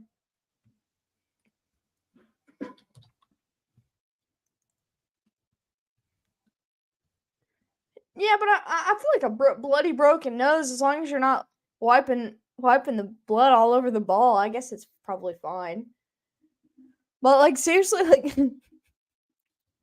I wouldn't want to just be holding blood on my finger, trying to play quarterback. Just get the blood off, wipe it on the grass, whatever. Out of sight, out of mind. Good to see Michael Hyde get up from that.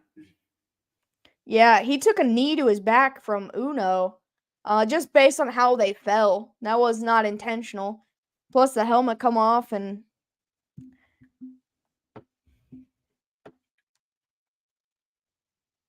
All right, 3rd and 10. Ball's at the 45. They need about. They need 6 or 7. Try this field goal thing again. They really just need a 1st down. Let's go. Burrow's back to pass. He steps up, fires. It's going to be caught, and he's going to be right on it. You need to go here, Tyler Boyd. Hurry up and go. Hurry up and go. Don't wait. They mark you short. Right, you need to get right back to go.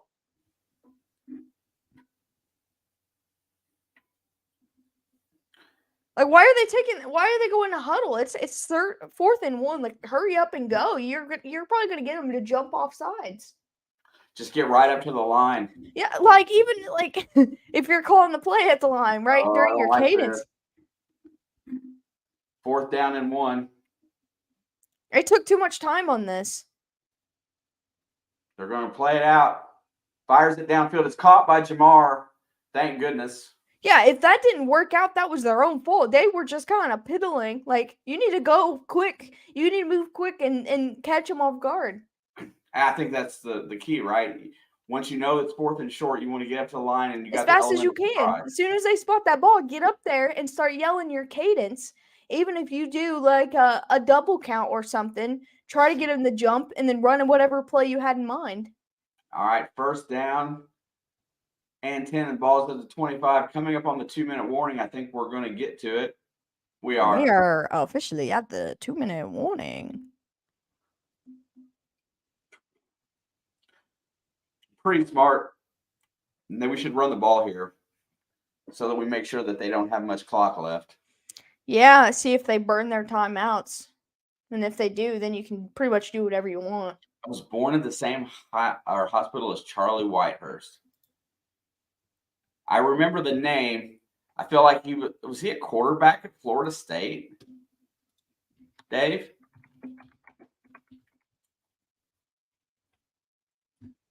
Let's see. Played college at Clemson. Drafted by the San Diego Chargers. Nicknamed Clipboard Jesus. I remember the name. It's been Clipboard Jesus. That's awesome. I wish I had I a would cool assume he was a nickname. quarterback in the 90s, correct? He was drafted in 06. 06. He played for 10 years. That's a good career. I saw the Browns on the list of teams, but everybody between 2006 and 16 played for the Browns. It was like a carousel of quarterbacks. It still kind of is. But it was worse like 10 years ago. They've had a little bit more long-term solutions at quarterback than they did then. Back then, it was like every year you had like 2 or 3 different starting QBs in Cleveland.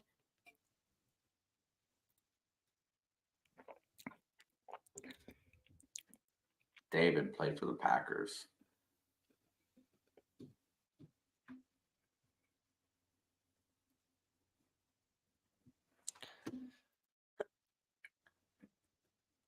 Oh, I can't wait to get tomorrow over with.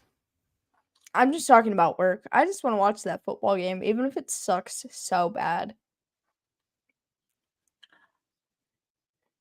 Like this game, I want everything about this game, but it's like feels like it's moving in slow motion. Like, come on. Like everything was so fast paced in the first quarter, and then it's just been stagnant from both of them in the second. Now I'm thinking about Monday Night Football. Yeah, I don't like all the time in between. The 2-minute warning should be like a minute timeout, and that's it. They should be back. All Let's right, we're get it. back. We're back. Gonna run the ball. Yes. Hands it off. There goes Mixon. He gets through the hole. He's gonna get about 4 yards, maybe 5. No, he didn't get 5. Close. No, he didn't. They marked him for 3. God, really? He didn't even get close. Are they talking about his calf?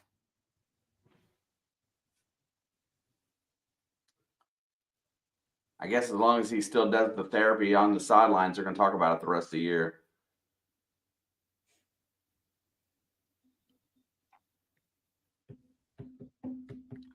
All right, 2nd down and I guess 7. He said, "Where's your glasses?" Yeah, that 20-yard line is the 5-yard mark. Back to throw, looks. Ooh, ooh. Rolls out, buys time, fires downfield. And that's caught. No, it's dropped. Ah, Tyler Boyd. He had it. I'll tell you what, Burrow's just challenging the double teams today, isn't he? He's challenging everybody, including my patients. Good coverage downfield. That wasn't a double coverage. Now the safety got over there. The ball must have floated. Oh man, he better be thankful he dropped that because that could have almost turned into a fumble based on how the coverage came. 3rd down and 7. Big play here. I'm happy, And but Cincinnati not real almost happy. Who's famous? they almost run the play clock down to 0 again.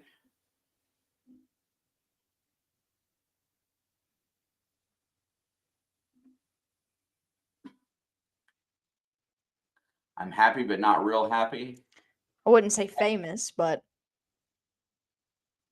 I always say stuff like that. Dude, he was saying that during basketball last year. They were winning by 20, and he's like, I'm happy, but I'm not really happy. And I'm like, shut up.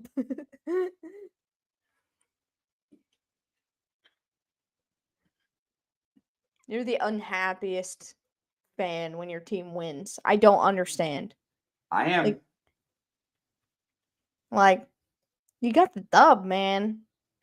You think I'm stoked about how we played against the Dolphins today?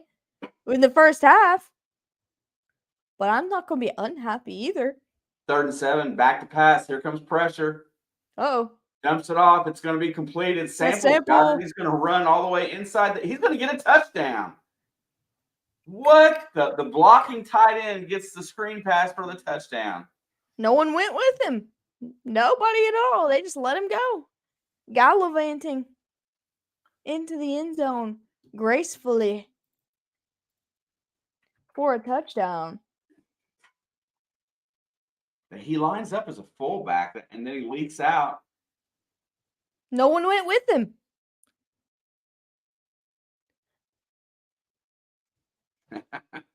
Dive into that end zone, big fella. He saw his pay dirt. Kick is up and squared away. 21-7, baby. Play some defense before the half here.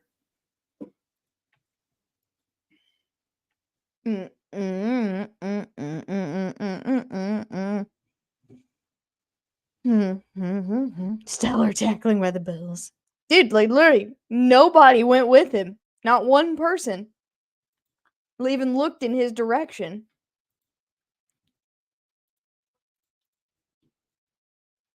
I think he was surprised. That's why he dove. I mean, you made it that far. You might as well do what you gotta to get all the way. Yeah, he's happy, man. Look at him. He don't get those kind of opportunities all the time. Yeah, usually he's in there. He's in there for blocking purposes. So.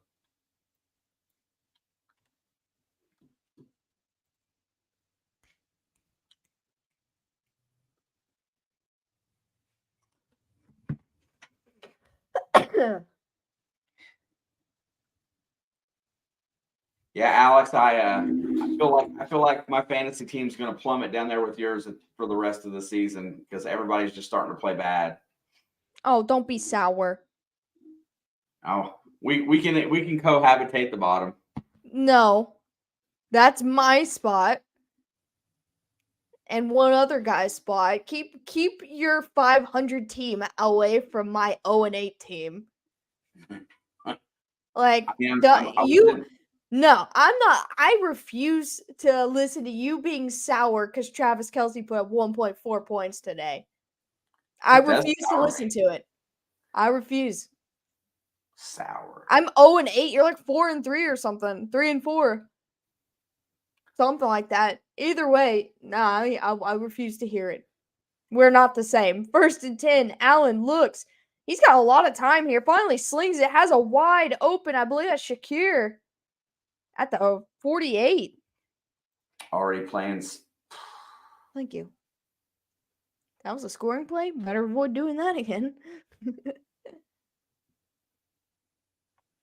All right, Buffalo's only got one timeout here, so they're in hurry-up mode with 1:13. Allen's going to fire across again. That's the Kincaid into Bengals territory. They're still up-tempo. This is how you run up-tempo. You get right back to the line. Are you Swiftie? No, I'm not a Swiftie. Do I like Taylor Swift? Yes, I actually love Taylor Swift, but I am not a Swiftie, no. All right, 1st and 10. Allen looks, fires. He's going to hit Kincaid again across the 40. He looks banged up a little bit. Yeah, I think Pratt hit him in the shin when he tackled him. Bro, Leo, you don't even know what a Swiftie is compared to me. 2nd and 6. Allen throws to the sidelines. Caught by Kincaid. Get that boy out. He's literally in so much pain. And he might get a yard here. No, I would rather not ever associate with Taylor Swift again than be called a Swiftie. They're disgraceful. And they say really disgusting things. I do like Shakira, though. Yeah, get Kincaid out of there, dude. He's, like, clearly in pain. I don't Now see Cam that. Taylor-Britt's down. So Cincinnati will have to use a timeout right here. Alex fantasy team better than the Patriots. You hate to see it, bro. No. I'm rock bottom. I am rock bottom, and I'm gonna get my first win today, and I'm not even gonna hit like 75 points. That's how bad it is. He's just crying because he had one bad day. I had several bad days. Are they as bad? No, they're worse. They're worse, Dave. Like, they're worst possible. Like, I love that they support her and they, give her the highlight, the numbers and stuff that I feel like she deserves. But that's about all they're good for. They're crazy.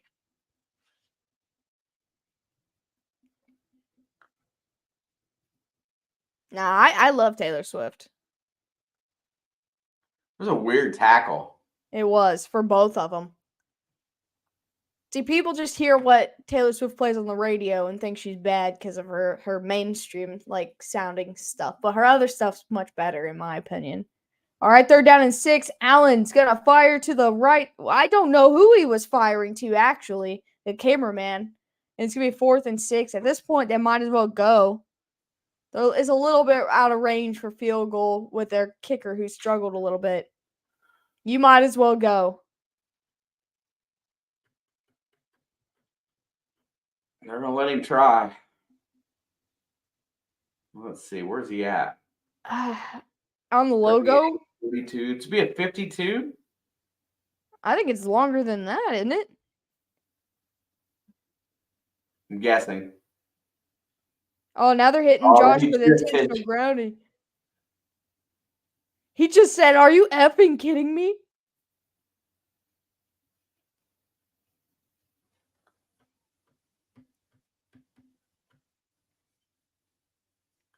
Wow. Let's see.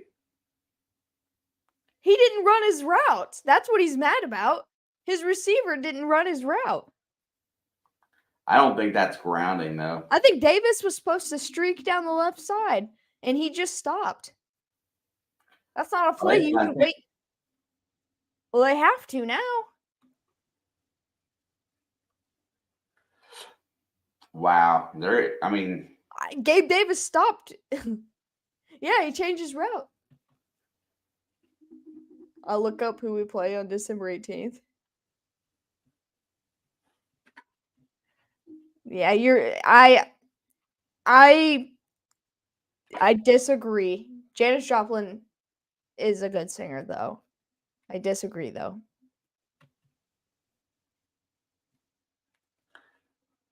Definitely got a unique voice. Like, how do you penalize a quarterback when the receiver didn't run his route? Because if Gabe Davis just ran straight, even if he couldn't catch it, that wouldn't have been grounded. True. And he threw the ball before he stopped because he thought he was going to keep going. Definitely going to research the nuances of that penalty tonight. Yeah, that's horrible. Like, oh, now there's another penalty on the punt, and I guess that's halftime. Oh, they started the clock because of the offensive penalty, and it ran off. That was a mess. That was a mess sequence. But Buffalo does get the ball to start the second half. They survived at halftime.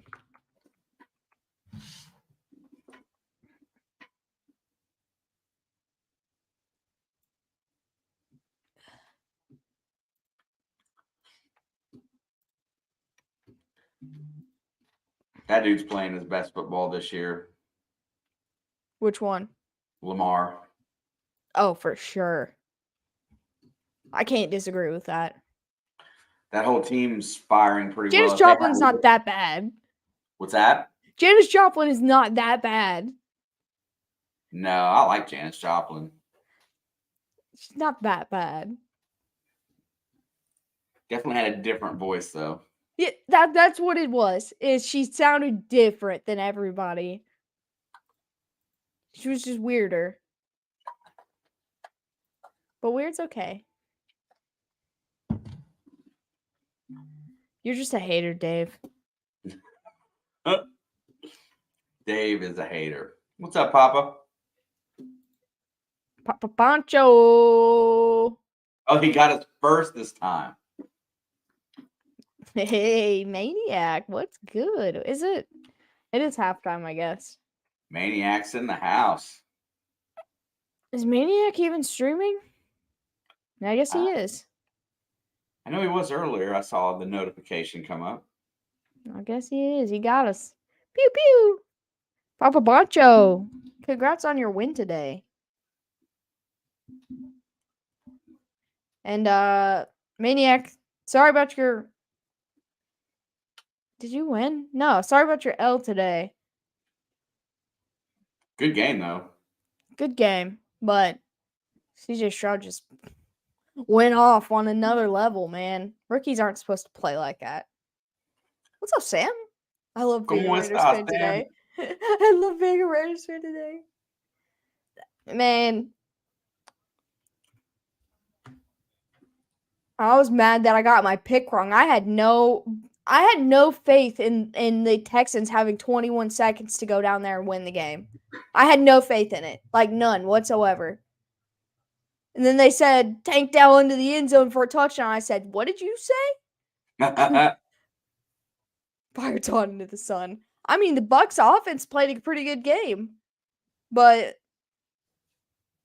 CJ, I don't even know what to say about that. Like, rookies aren't supposed to play that good at quarterback. Nope. I want Todd fired now. I can't figure out if it's actually Todd Bowles that needs to be the one that goes, though.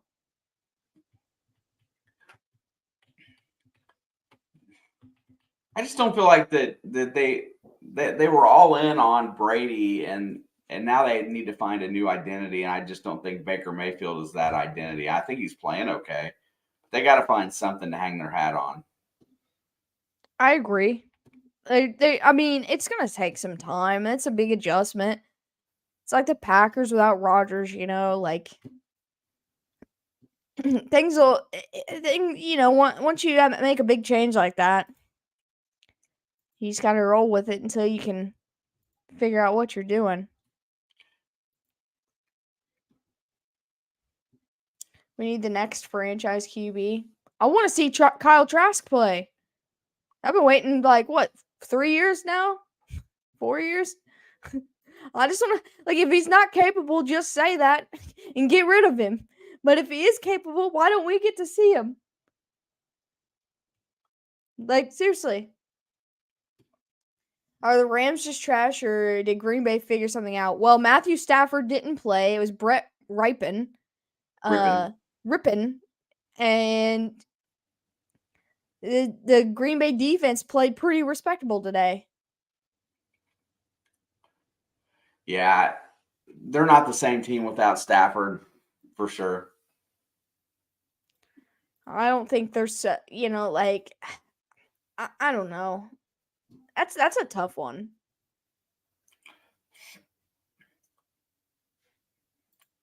I bet you they'll compete next year. The Packers? I don't know about the Packers so much, but the Rams. Oh. Thanks, Maniac. Hey, appreciate you, Maniac.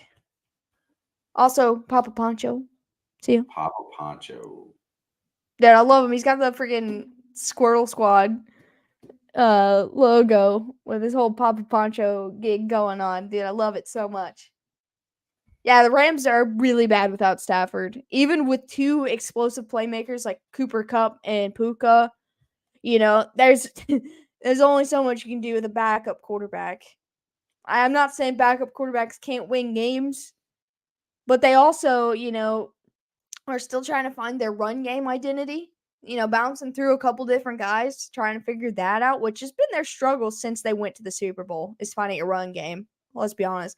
I feel like that's been their struggle since they lost Todd Gurley. Let's go back that far. I feel like they've been looking for a sustainable run game since then. Um, but they're able to like cover it up by having a good pass game so nobody notices how atrocious their run game is. Whether it be their running backs aren't healthy or the ones that are healthy are just bad, like their offensive line sucked like last year, like I think that's the biggest problem with the Rams. Like I think they could get by with a backup quarterback if they had a healthy run game. Like that could put up like guarantee like 70 yards a game, right? At least 70 yards a game. That's it. And with all the other pieces, they'd be fine. Yeah, dude, the Packers finally put Aaron Jones full force and also obviously AJ Dillon. I liked what I saw from Green Bay today. I know that was it was a horrible game. I watched most of it. That's the most of a Packers game that wasn't on primetime I've watched this year. Like, so I saw quite a bit of it. It was a horrible game, but they did win. They did put up 20 points, which they don't do that every week. And I think that even if it's not like, okay, things are better now, like I don't feel that way for Green Bay. It's definitely good mental for the young quarterback to get another win at home under his belt. This is what I was talking about in our predictions, right? I touched heavily on this one thing. I was like, the Jordan Love era might not last very long. It might not be the next Favre and Rodgers, but this game right here was really like a key game in his development. Like even if it was bad, this is what he needed. Josh Dobbs is arguably the ugliest player in the NFL. Have you seen Lamar? Let's be honest. Like he might be one of the most talented QBs, especially playing right now. That dude is ugly. I've been saying that since he got to the league. I've seen some ugly guys before, but I don't know, something about Lamar. I saw a picture recently of Josh Dobbs with his parents, and I'm like, oh, that's why he looks the way he does. He looks shit. But you're right. I agree with you on Lamar. I think Lamar is just the weirdest looking dude.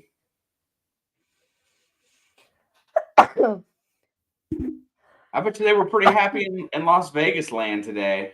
They put up 24 points in the first half. I didn't see anything after that, but they did. I knew the Giants weren't going to put up 24 points, so I knew the game was over. Lamar is the most successful ugly quarterback. That's what I'm saying.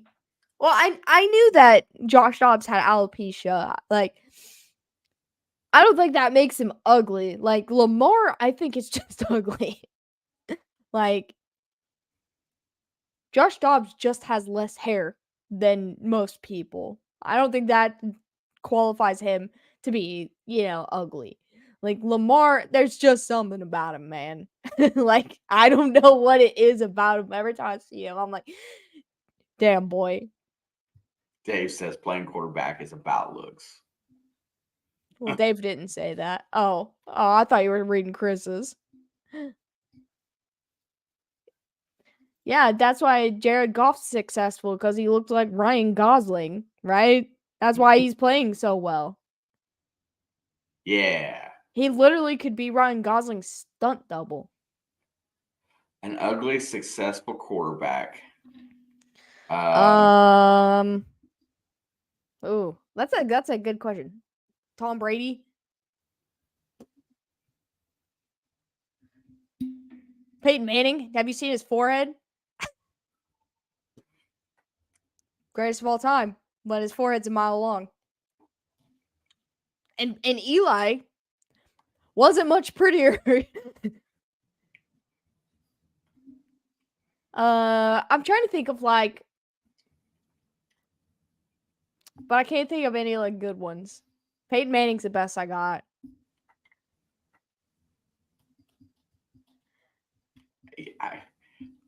I can sit here and name 100 quarterbacks, but I'm drawing blanks when I'm trying to figure out someone that doesn't look pleasant. I'm trying to think of somebody in the league that's just ugly right now, other than Lamar. Like a quarterback in the league that's just straight up ugly, other than Lamar. that's playing right now. Even But John Elway wasn't ugly.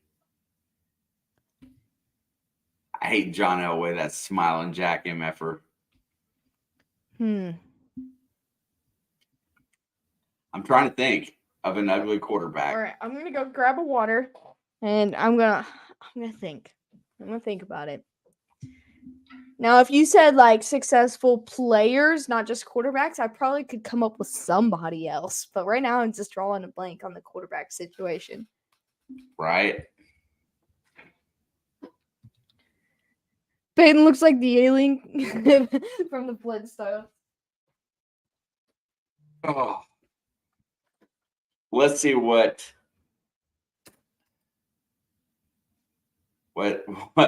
somebody, Supremacy Football, Fantasy Football, says the 10 ugliest quarterbacks in the NFL.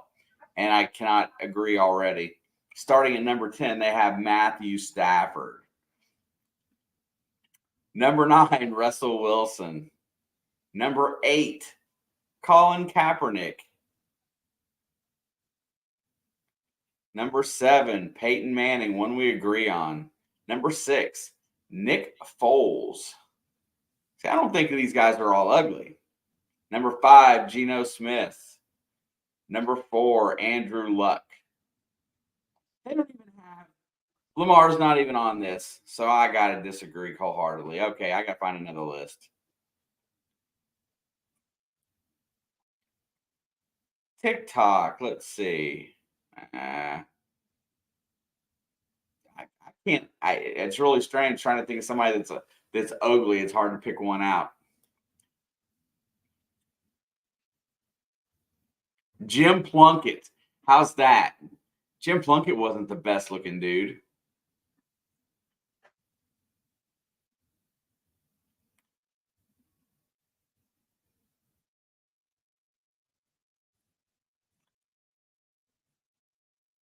There's got to be a few other Raider quarterbacks in there that was just kind of ugly.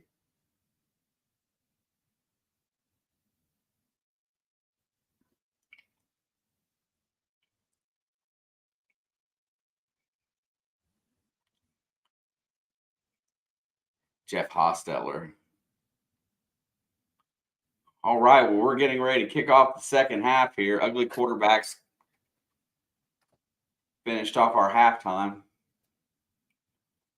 Buffalo gets the ball first. And McPherson's going to kick it off. And it's going to go in for he's going to return it. He's at the 5, the 10.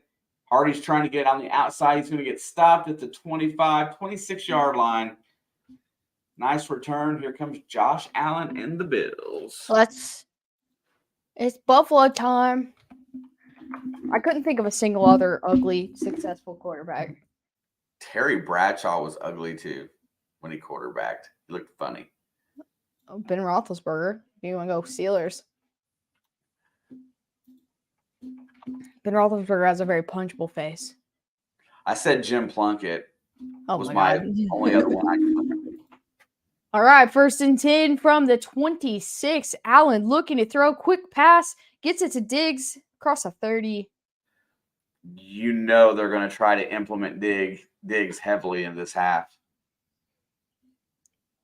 Yeah, well, they're scared of him physically abusing Josh Allen. Kenny Anderson wasn't much of a looker either, Dave. Dude, Trevor Lawrence, if he was bald, is terrifying. Yeah, I remember that. Back to pass. 2nd and 5. Allen's going to pump fake about 100 times, finally throw it into the ground. There's a flag. Might be a late hit. Didn't look like it was by the quarterback. Not a roughing the passer, but a late hit.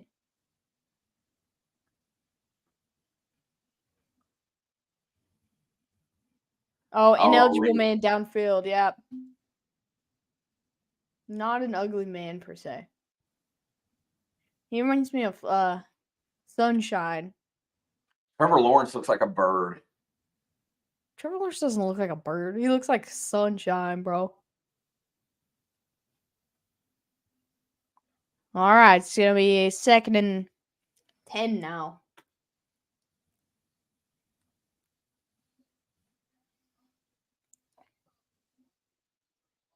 Well, you just squirted right. Oh, there I used the word again. See, I even tried to catch myself. You know how gross that sounds? Like,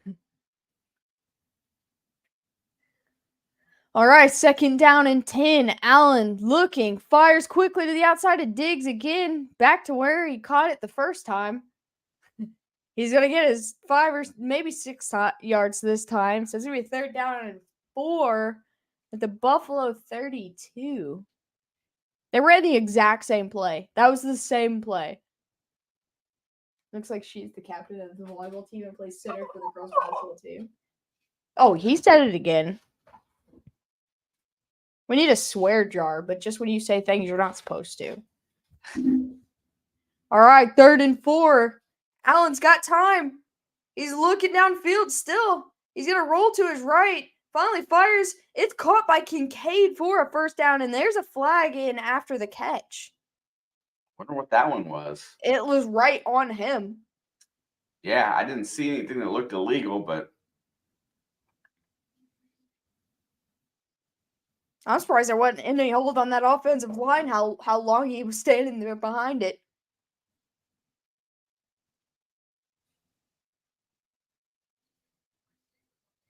What? I don't know. Oh, 2 receivers ran into each other. That's about all I saw right there. That was way before. They just tripped over each other. I do remember that soda. Now it's 21st and 10 at the Buffalo 41. And they're going to fake the handoff to Cook, get it out to Kincaid. Kincaid's going to dive forward for a first down. He wasn't, I'm not sure if he was touched down or not. They did blow the whistle. They blew the whistle.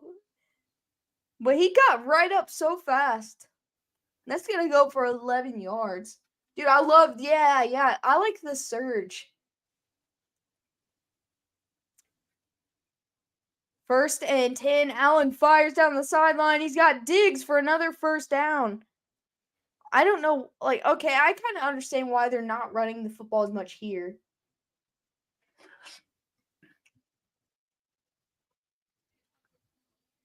Pretty nice route.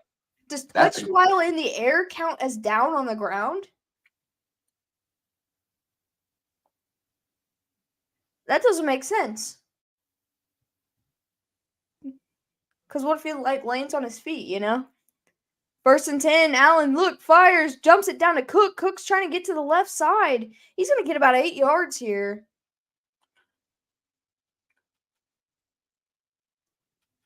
They're going to that hurry-up offense. It's working pretty good right now. That's where they're dangerous, honestly.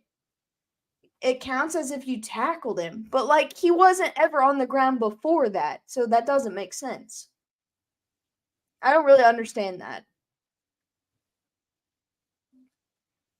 And he doesn't know what you're talking about, so he's not going to explain it to me. Oh, you're talking about the dive? Yeah. If he was never on while he was diving, then that counts him as down. Second and 2, handoff to Cook. Cook's going to get to the left side, gets a first down and more. Now they're officially in the red zone. But he was never on the ground when they touched him. Right. Like he hadn't hit the ground yet. And then he went to the ground. So it's just like being pushed down. It's the same concept. I guess so. If he would have landed on his feet. But they usually, if they push someone down, they usually touch him again while they're down. I'm just saying that if you're pushed down, you're down by contact. He was in the process of diving. That's false start. Second and 10 or first and 10. Allen's rolling. Why are they not calling the false start? They do it every game. There's a lot of missed ones. Golly. Now that I've had Dave in here long enough to point them all out to me, I see them like there's like at least 10 every game that's not called. I didn't watch that, Leo. I only watched the first half of that game. That fourth quarter was something. Second and 10. He's gonna try to throw a screen to Cook. Cook's gonna get back to the line. That's about it. Tell you what, Mike Hilton's sneaky good, isn't he?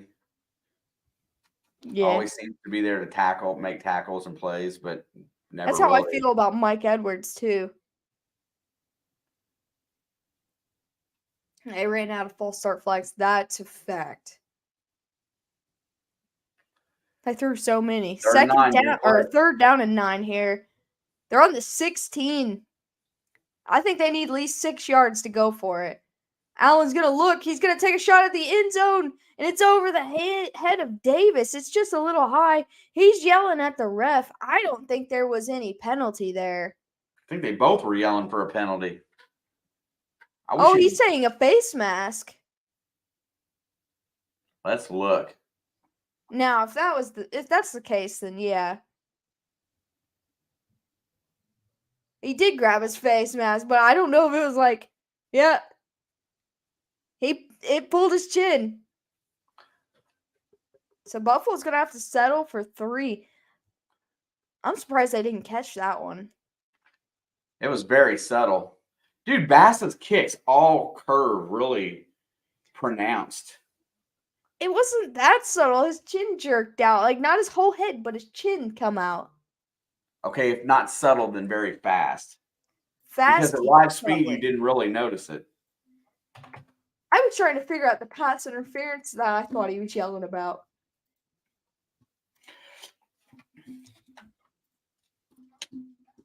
Oh, I think I'm hungry.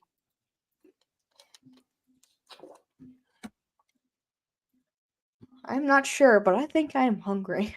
Still got plenty of chili. Oh shit! I forgot to. I was so tired, man. I barely even remember getting. I hurried home so I could go straight to sleep. If I didn't take that nap earlier, I wouldn't be here right now. There's no way.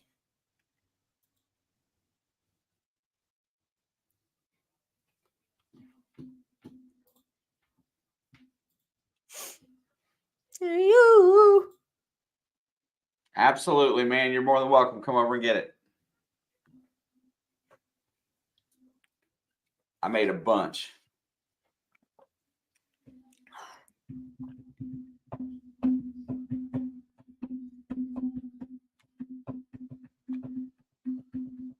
It's that time of year where I start making all them comfort foods, man. I'm making potato soup this week. Potato soup's on my list for sure. Alex not sleeping tonight. What makes you say that? I'm gonna eat and go straight to bed, like, after the stream's over. I'm so hungry and I'm so tired. If anybody was to show up here tonight, I would feed them for sure.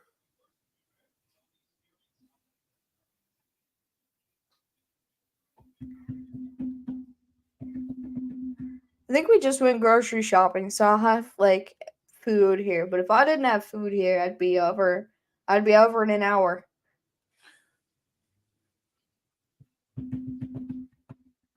Yeah, I am like fantasizing about the sleep I'm about to get. But my stomach is like, you need to eat, bro. Like, don't put that off no more. Yeah, what is the recipe to your chili? Do you want it? I'm not the one asking. What is the recipe to my chili? I'm gonna get you some glasses for Christmas. When you're talking, I'm not always. When you say that and you ask it in a question, I thought you were talking. I mean, I was like, well, I'll give it to you. You know how you told me how to make potato soup? Mm-hmm. Well, I was talking to some coworkers today. I think I'm gonna make it the way you do, but add a block of cream cheese to it. Oh, that sounds good. Yeah, you don't have cream cheese in yours. Kickoff's up. He's gonna return it, and he's gonna go out of bounds at about the 14. He kind of started running backwards and hurt himself a little bit there, but I think it would just make the goodness of what it already is just thicker. Yeah, I just used the cheddar cheese soup and. Yeah, I've never used cream cheese in it, but you know, my boss today was talking about that. I was like, I never thought to put cream cheese in it. That's a flag on Cincinnati, half the distance to the goal. Yo, make a recipe Morgan channel. Just off the practice squad today gets called for pushing in the back right there. Chris, we don't need a recipe channel. We got a food channel on there. You can share recipes in there. You just got to get him onto the Discord. He's like, yeah, we're talking about you. All right, 1st and 10, balls at the 8. 8 yards. Uno's going to the outside. They're going to go hand off to Joe Mixon. He's going to push forward for a few. You know how I can tell that Jamar Chase about to catch the ball? How's that? When they motion him on the line and he goes from outside to inside. But if he goes from inside to outside, they're either running the ball or not looking his direction. That's pretty interesting. Like, I've been watching him a lot recently because I heard someone discussing the usages of Chase. And yeah, I've noticed if he moves on the line, if he goes inside to outside, they're not going to throw to him. Drops it off to Mixon on the screen pass, who's going to get about 3 more yards. It's going to bring up 3rd and about 4 or 5. Bro, this is literally me. I can eat spoonfuls of sour cream right out of the container. Like, I don't even need anything to go with it. I like the squeezable container of sour cream. I've been getting those lately. But like, if it's like taco day, I'll get my plate of tacos, and I don't even like put the sour cream on it. I just bring the tub with me. I just dip out a spoonful at a time. Big play for the Bengals here. They need a 1st down to kind of burn some more clock here. Keep Buffalo on their heels. All right, 3rd and 4. Here comes pressure. He's going to get it out, and he's going to run for it, and he's going to get the 1st down. Burrow gets all the way out to the 23. He said, "Hey, yo, Chicken Little. Does anybody want to buy 50 years of Tampa Bay Succaneer merchandise really cheap?" Nah, I never wanted it. Guac, on the other hand, I am an occasional guac person. I can't eat it like I eat sour cream or queso or anything else. Like, I love guac. I like it, right? Like, I'd put it on a taco. I feel like I'd even put it on a burger if it depends on the burger. You know, I'll dip some chips in it, but I can't eat it all the time. 1st down and 10. They're going to go play action and try to get it to T. What a grab by T and a dodge by Hyde. Gets knocked out of bounds at about the 45. That was a bad throw, a great catch, and a great move. Great play, dude.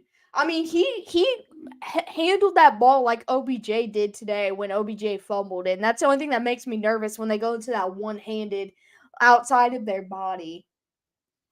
Russell Wilson does it a lot behind him, but he really made when he extended his arm outward inside the field. I watched OBJ do that today and lose a fumble, and I've watched Russell Wilson do it a lot. 1st and 10, balls at the 43. Burrow's back to pass. He's got time. He's going to let it go deep down the field. He's got to open Jamar Chase. Dude, he almost caught that. Oh, he looks like he is in a little bit of pain. He got the air knocked out of him. He might have got the ball was a little underthrown. Yeah, but he had to come back for it. He had it in his hands though. See, it was just a little underthrown. Yeah, he tucked it. It just he couldn't bring it down with the ground, the contact of the ground.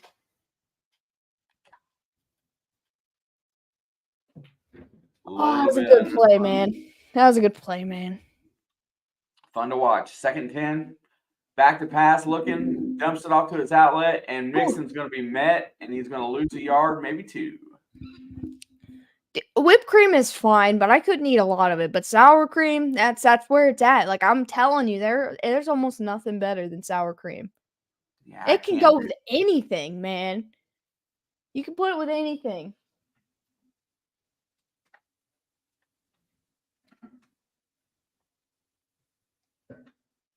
All right, another big play here. 3rd and 11.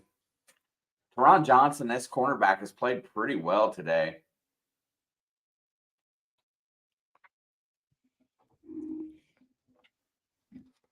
Dude, I don't think guac comes in a container. And that one's knocked down at the line of scrimmage. It's going to bring up 4th down. Buffalo's going to get off the field here. I mean, it's only an 11-point game now with that field goal. Peanut butter and sour cream, it doesn't sound ideal, but I'm not going to say that I wouldn't try it. It just seems off. It just seems wrong, but Like I'll eat cottage cheese and put weird stuff in it too. So All right, I'll try buffalo. it. It makes my stomach hurt thinking about it, but I'd try it just for the trying to say I did it. And he's gonna let it bounce. Pretty good bounce about the 7-8 yard line. Where Buffalo will start their next drive. Dude, Buffalo's had terrible field position.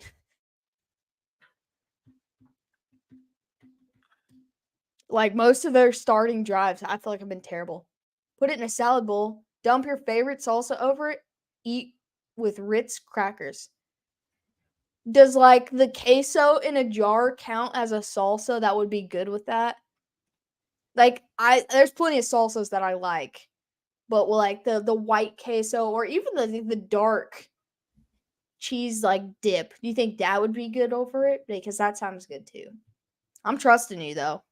I like stuff like that. I don't know if I could use an entire block of cream cheese though, because I feel like cream cheese is kind of overwhelming by itself. Man, it sounds like pregnant eating. Sometimes I eat like a pregnant person does. I'll just eat whatever, man. Food is food. I'm really not one to like knock. Like I used to eat like a 2 pieces of bread, some nacho cheese Doritos, some mustard. Like You got that. That was something I ate as a kid. I can't do super spicy, bro. I like spicy. I like to push my limits on spicy, but if it tastes like battery acid, that's not a good hot sauce, like or spice. Like that's just a waste. Yeah, Like I don't don't like make that. your hot sauce taste like battery acid because you want to burn people's mouth and make people, want to try it and see if they can handle it. Like it's just gross. Like I want hot sauces that have flavor. So speaking of hot sauces that have flavor, Ethan got me, and I think it was fairly expensive. It was a small bottle. It was a white truffle hot sauce, Oh, that and shit's good. it is so good. That is good. It's a little warm. No, I get heartburn too. I get it, but you know what? I'm lactose intolerant also, but that I don't let that stop me from nothing. If I want ice cream, I'm gonna eat freaking ice cream. If I want cheese, which I love cheese, I'm gonna do it. I will always regret it, but I'm gonna still do it. Love cheese. Dude, cheese, man. Cheese, potatoes, sour cream. The best three things in the world. You literally can't go wrong with them. Chip dips also. You A got to whole admit, block is a party snack. Okay, that's fair. I'm thinking like just for like me, like probably like a little square, not like an entire block. All right, first and 10 from the Buffalo 9. James Cook's in the backfield. And they're not going to use him, so it doesn't matter, but they'll dump it down to him. And he's going to get 4, maybe 3 yards. See, I don't like cheeses that are sweeter. Like I feel like maybe it's not Swiss cheese, but I think it is. That's a sweeter cheese. I just don't do like I don't know sweet things in general, like too sweet of things. But I feel like Swiss cheese is kind of almost sweet tasting. Second and 6, he's gonna fire, whoa, trying to get it to Diggs. Diggs wants a flag. Allen wants a flag. Diggs is keeping happened his so mouth fast I shut. couldn't tell if he interfered with him or not. Diggs didn't say a word. Pepper jack cheese is top tier. What is Uno doing? What are they I putting think on him? I bet it's like something like that like shock for your back. Cause he took a shot to the back. 3rd and 6, baby. Let's go. All right, third down and 6 from the 13 and a half. Have to use a timeout. And Buffalo's gonna burn their first timeout with 5:54 left in the third quarter. Good deal. What, Chris? What now?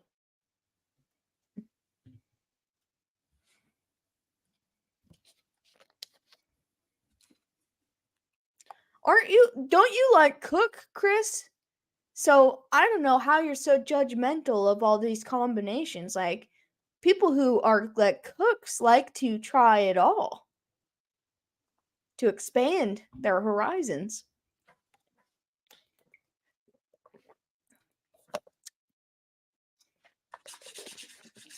All right, we're back. 3rd down and 6.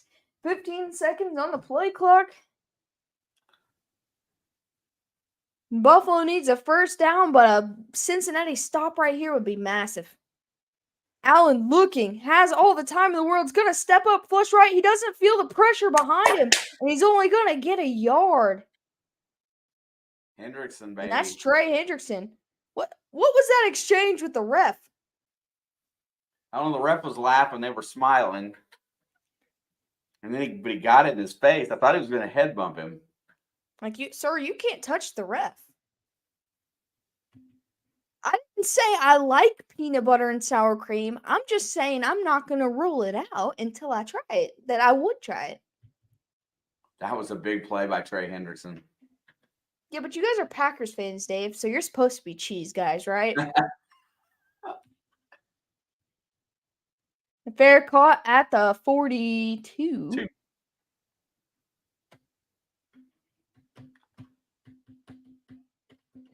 I want to see that again. What was the combination there? Oh, they're not going to show it. Well, it looked like he ripped the guy's towel off and threw it down. And then walked over to the ref. Yeah, it seemed like a weird exchange, though. It was a really strange exchange.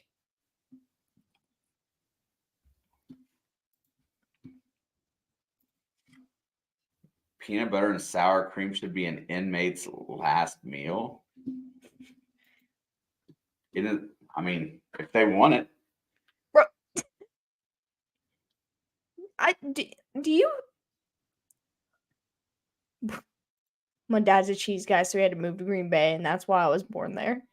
That's what I'm saying. It makes sense. You're supposed to be cheese guys. Cheese head, cheese guy, same thing. I'm a cheese guy. I'm not a cheese head, though. Sour cream and jelly? Well, I mean, I make toast with butter and jelly, so I feel like that's almost not that far off. I don't know. I don't incorporate sour cream with anything sweet. Yeah, I'm just, yeah. You said, Leo, didn't I say get out? But I'm just saying, like, it wouldn't kill me to try it. Like, peanut butter's up there. Cheese, potato, sour cream, peanut butter. There we go. You listen to, like, my 4th all-time favorite. He was a world cheese competition judge in 2019. That's pretty sweet. I would love that job. I probably wouldn't be very good at that job. You have to pick a winner, and, like, yeah. Everybody wins. It's cheese.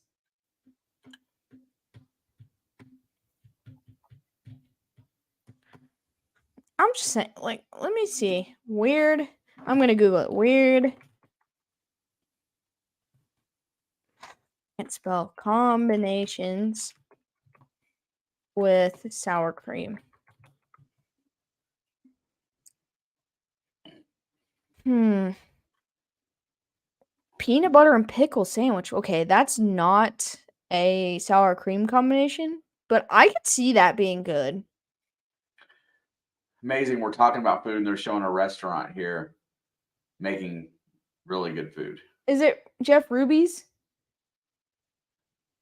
Maybe. I didn't see who it was. I just seen the prep. It didn't say who. There's Mixon on the screen. He's going to get to the 40, 45. He's going to be knocked out of bounds at the 47.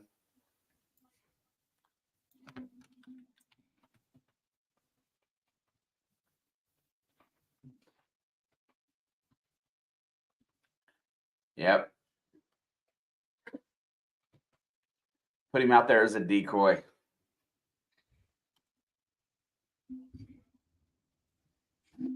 Look at that contraption. All right, 2nd down and 5.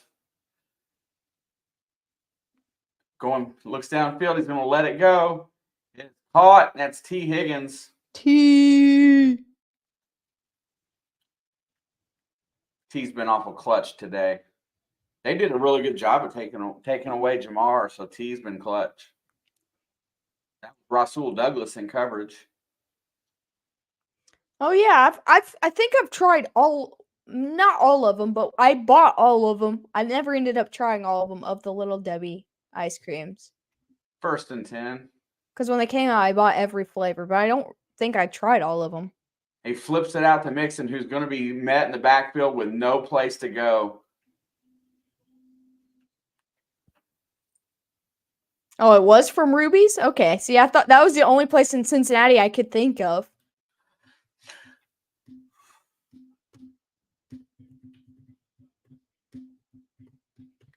Second down and 14, lost 4 on that play. Seemed like a bad design.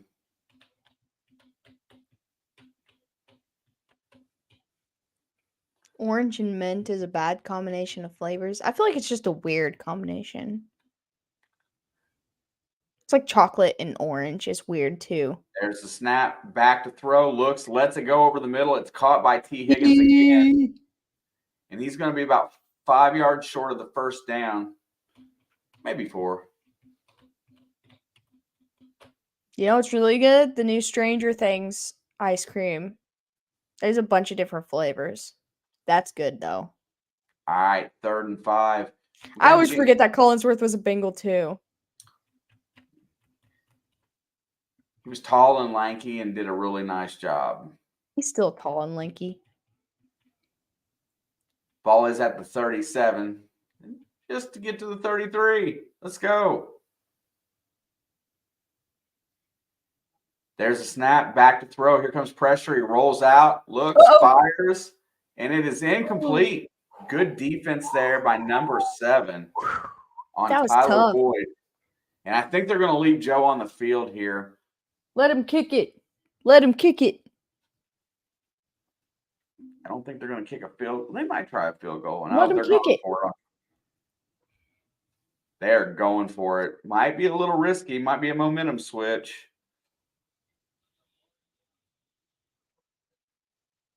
I'd let him kick. Mickey! Mickey! 4th down and 5. And there is a timeout called by Cincinnati. They're not going to do it. Wusses. They should have just sent Money Mac out there. I would. It's only like a yard or 2 further than the one he kicked earlier that didn't count. I don't know why they're not letting him kick, but a field goal here gets it back to 2 touchdowns. I'd definitely kick it. He can get it. Like, it's not like he can't kick it. I wonder why they're not utilizing him like they have been. Because it's really strange, isn't it? Because you would think it's a no-brainer. You just go for it. Or you kick it. Or they would have actually went for it just then. Like, they're being weird too. They're going for it. Big mistake in my opinion. What is the weather like? I don't know if I don't think it's windy. The weather, the flags on the poles were not moving.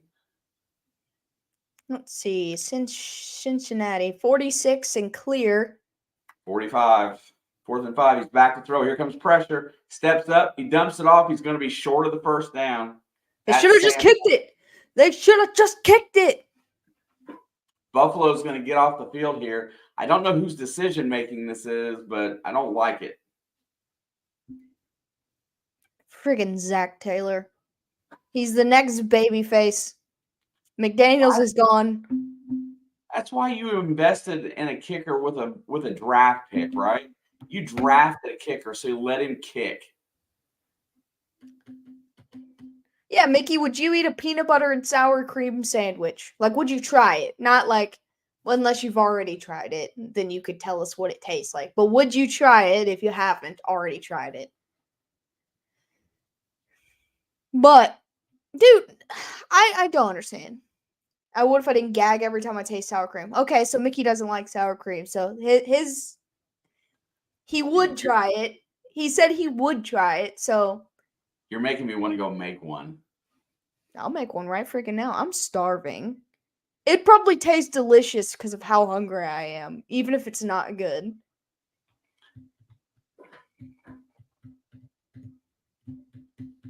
Can't be worse than MREs, yeah. MREs are not bad. But I'll eat anything, honestly. You remember when Ethan would just go buy them? Mm-hmm. Okay, after this Buffalo after this Buffalo drive, because he's got Cincinnati. So when it gets back to Cincinnati having the football, I'll go see if my sour cream is still good or if I ate it all. I know I got peanut butter. This house is always stocked in peanut butter. But sour cream, I'm the only one that eats it, so we don't always have it. Have you had a fluffer nutter? I've had a Nutter Butter. Me too. I ate one of those last week. What's a fluffer nutter? For the content. Yeah, MREs aren't bad. My brother, when he was in high school, which wasn't all that long ago, he would just buy them just to have them, keep them stocked in his room so he had something to eat at all times, anytime he got hungry. Like, I don't know why he did it. He marshmallow and peanut butter is delicious. I would But do that for sure. I've done that. I've made what is it? Organic peanut butter racy sandwich once at my aunt and uncle's house. Because they had like organic sugar. They had all this weird crap. And I was like, well, I want to make a weird Reese's sandwich. It was too sweet for me. But all right, 1st and 10. Allen's going to keep. And he's going to pick up 10 yards. But I'll check. If my sour cream if I have it and if it's still good, I'll get one piece of bread and eat a half sandwich just to try it. What do you think the ratio would be? The peanut butter to sour cream, like 50-50 or like 75-25? What do you think they're like? That's a fair question. 1st and 10, Allen's gonna fire. He's got Kincaid. Kincaid's gonna pick up another 10. Dude, Cincinnati screwed up doing what they just did. I'm telling you. They should have kicked it. At least they had a fair shot, because if they didn't get the first down, that's where they're getting the ball anyway. If you kick it, at least you have a fair shot at 3. That's gonna be terrible. 1-1? I don't know. Maybe. 1st and 10, hand it off to Cook. He'll pick up about 2 or 3.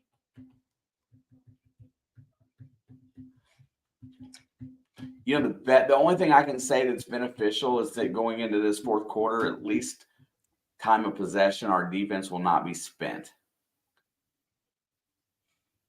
You're right. I don't think I have whole wheat bread right now, though. I just cut, I think, regular white bread. 2nd and 7, he's going to check it down to Cook. Cook's going to fight, but he's going to come up about half a yard shy of the first down. A nice even spread of both. Like, I just feel like the peanut butter has to be the more dominant thing here. Like, I feel like the percentage of peanut butter has to be higher than the sour cream. Feels like a 75-25 split to me. 75-25 or like 66-33-ish. Like 2/3 to a third. I don't know. I feel like 50-50 is not a good move. All right, 3rd down and 1. Crowd's loud. And we're going to get the tush push, and he's going to get 3 yards on the tush push. 60-40. I feel like that's too close to 50-50. Like, I feel like you got to pick a dominant factor out of the two. And the peanut butter seems like that's going to be the end of the 3rd quarter. Seems like 70-30, that's fair. Bills move atop the division if they can win tonight. If we win, we're still in 4th. 10% peanut butter? I mean, I think that would be pretty good. 90% sour cream. I will eat sour cream out of the jar. Like, I don't need anything with it. So that's not gonna, with just a sprinkle of sweet. I prefer the less sweet anything. I just like peanut butter. I love peanut butter. I eat peanut butter every day. I try to. Sometimes I don't eat every day just because I forget. Like, I usually have like a period of time where I'm by myself. I did have peanut butter today, a little bit. Peanut butter and jelly. I had peanut butter on Ritz. I had an Uncrustable at work. Dude, those are perfect, man. Like a quick little snack, peanut butter and jelly. I like both, Chris. I don't like celery. I like smooth peanut butter. But I also don't like the M&Ms with nuts in them. Which I feel like it's the same thing as eating chunky peanut butter, just with a little bit of chocolate. Yeah, I like both. I'm just a peanut butter fan. I can eat it. I mean, I can eat it. I ain't gonna complain.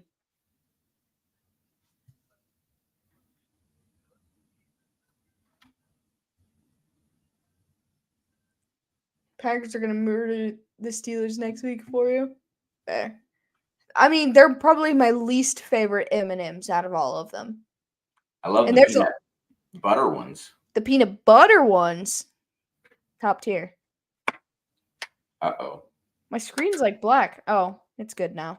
So was mine. I went, uh-oh. I don't like almonds though. I didn't even know there were almond M&Ms. Man, I love different types of nuts as well.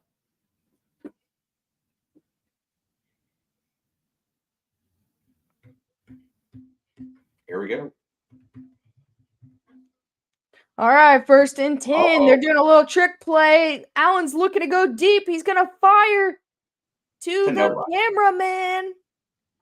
What a stupid play. Reese's Pieces are far superior to peanut butter M&Ms. Yeah, but like Reese's Pieces doesn't have chocolate in it though. Doesn't M&Ms have chocolate? They got the chocolate shell either way. No. But that play didn't work at all. All right, 2nd and 10. Allen steps up in the pocket. Oh, he escapes the pressure, and he's going to run. And he's going to dive forward and pick up about 9.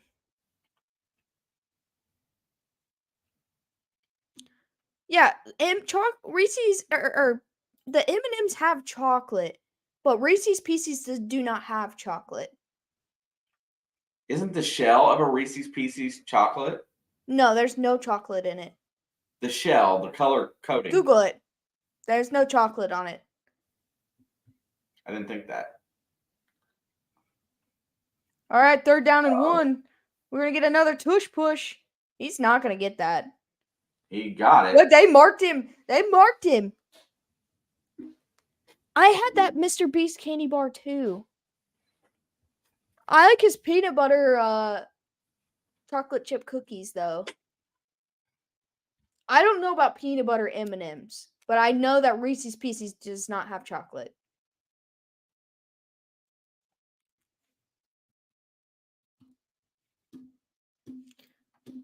I'll look it up. Does peanut butter M 1st and 10 for Buffalo. They're driving just outside. Yeah, okay, so and he's gonna hit Kincaid, but then he fumbles the football. Nick Scott. Dude, he got upended. Okay, so Reese's Pieces has no chocolate. Peanut butter M&Ms, the shell is chocolate. What's up, Mostly? How we doing? Mostly. Dude, Kincaid got spun. Dude, he got rocked just now. Yeah. I was afraid you weren't having a game today. It's been a long day. It has been a long day. I was watching football at 9 o'clock this morning. Actually, at 9 o'clock, I was listening to Christian Okoye because he was in Germany. Like, he was on the stand with him. And I love that guy, man. I love that guy so much. Did you hear Mike, what's the coach of Miami? Mike McDaniels. Did you hear his post-game interview? I haven't heard nothing. Not yet. So a German beat writer is sitting there talking to him, and he's explaining to him talking to him about the intricacies of his offensive scheme. And Oh, he that was was really, before the game. was that before? Oh my God, I thought that was so good. Yeah, he pretty much told him how he's coached the last couple years. I don't think he would have had such a genuine conversation with him after the game. Oh, fair enough. Like, he'd have been like, "Who I cares? didn't They see it lost." until like this afternoon. Dave, he just gives people money and does crazy stuff with that's expensive.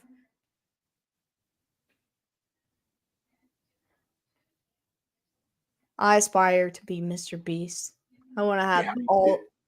You know, he's not. He doesn't even have that much money because he puts so much into his projects that he really doesn't have that much money.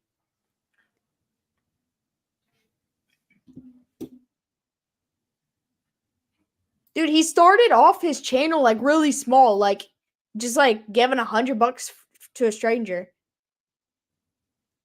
and like his video went viral. Like, and then so he started making money, and then funneling it back into it.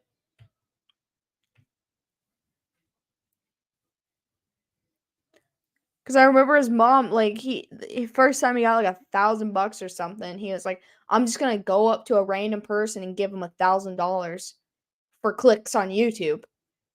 Basically, that's what he all right. did. That's First how he and 10, started. balls on the 13. Burrow's in the gun.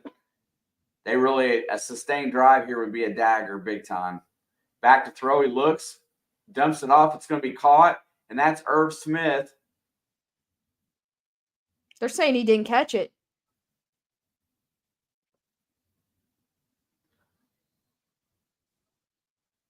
Pratt poked that ball out.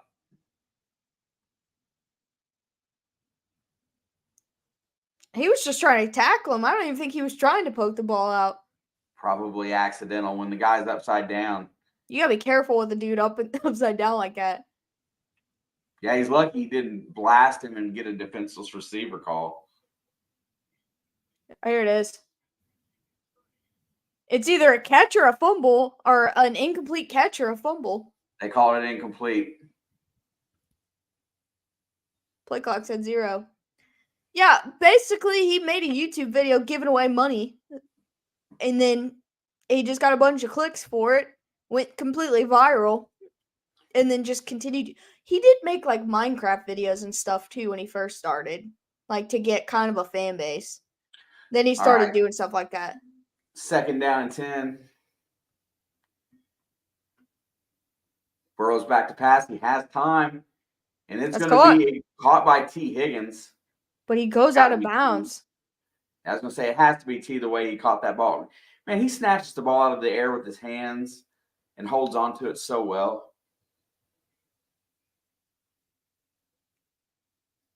Dude, he really does remind me of like a young Ocho, though. I know he said he doesn't like to be compared to Ocho, but all right, it's going to be 3rd and 1, which is my least favorite down for this team because hey, we could end up at 3rd and well, we can't get to 30. Play clock's running down. They got to snap that ball, and they're going to call timeout. And their play calling has been very off today. They've run it really badly. I don't think it's just today. I think it's always like that. But they usually make the most out of it. Like, I feel like play calling is one of their biggest downfalls. It's horrible. It's been horrible.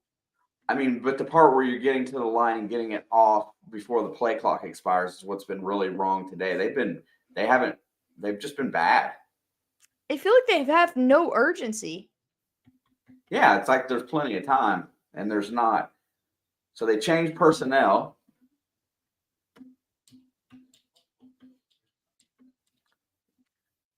Strangely enough, they've only got one timeout left now. 3rd and 1, pretty big play. Buffalo needs the ball back in the worst possible way.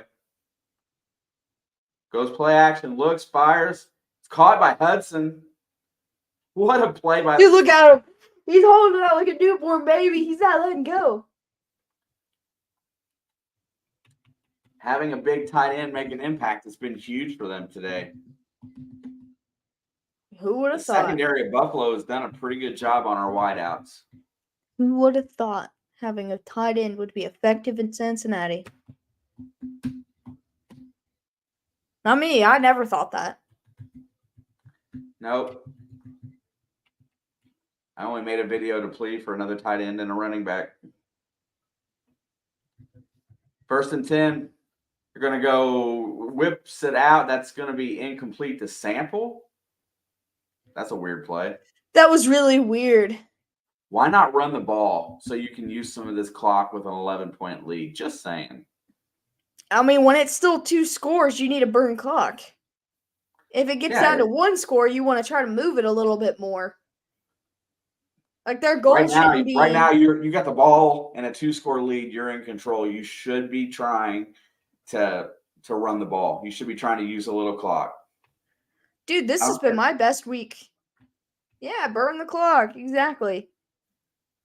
Back to throw, looks, lets it go deep down the field, wide open. Jamar Chase finally gets open one today, and he looks like he is sore, but he's playing. Leo's friends with a porn star?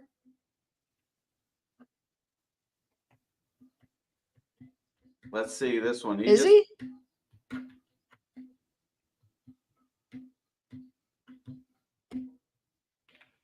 I don't know. I don't understand.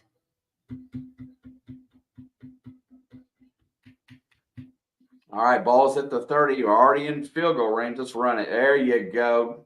Joe's going to push through the middle, and he's going to get about 4 to 5. Don't Google them at work. Oh, okay. I won't. Well, that's the dude's. That's the dude's name on here. Yeah, it's a porn star. Is that Leo's buddy? No, it's not Leo's buddy. He just was talking about the standings in the pick'em. Oh, heard somebody talking. I heard you talking about the porn star, and I don't know. Anyway, I'm not helping you. Who in here's lying about their profession? He's in here once or twice a week. Pretty good at picking football games, too.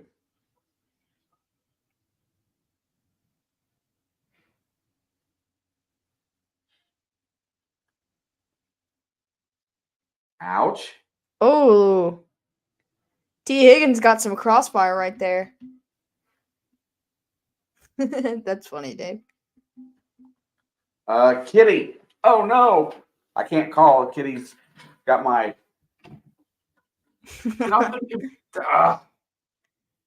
Damn, Kitty. All right, 2nd and 6. Burrow's looking to throw. He's got time under pressure and then just skyrockets it to the sideline. Did I even make picks this week? I think you did.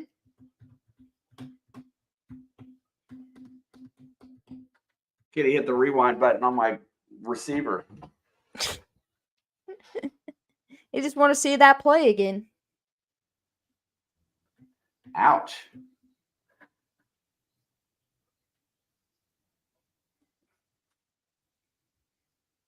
Oh, I think that was almost a face mask. He got hit in the head. That's illegal. We didn't get hit in the head. He almost got a face mask. If you get smacked in the head as a quarterback, that's an illegal hit. He didn't get smacked in the head. It sure as heck looked like it. He jumped over him, but he didn't touch him. He almost reached out, but he didn't grab him. And the Bengals burned their final timeout here on 3rd down and 6. Yeah, that takes away their ability to use the challenge. Shelby didn't do too bad either this week. If the Vikings hadn't, Josh Dobbs hadn't happened. That's true. Depending on the team, you can't touch the QB's helmet. Or just the day. Like, just the day. I thought any shot to the helmet on a quarterback was a penalty. All right. Oh, yeah, I forgot you're back. I'm back. Burrow fires. It's caught by Chase. Or Higgins, I'm sorry. That was usually a play that they reserve for Jamar, and T gets the call on the slot, and he burned it up. 1st and goal.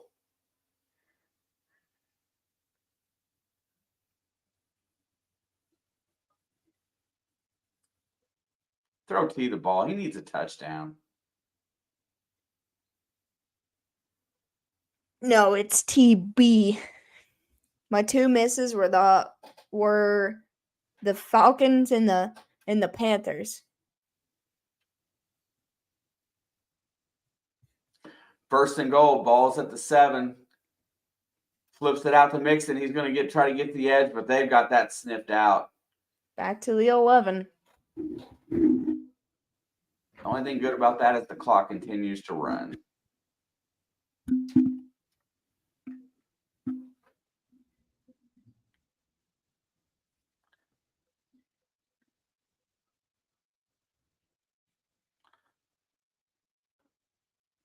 Are you mad at me now? Why would I be mad? Oh, fat cat. Yeah, but I haven't lost it yet, Leo. Burrow's back to throw. He fires. He's going to get it out to Irv Smith, who's going to dance down the sideline on 2nd and goal. He goes out of bounds and is at about the 2.5. I picked the Bills also.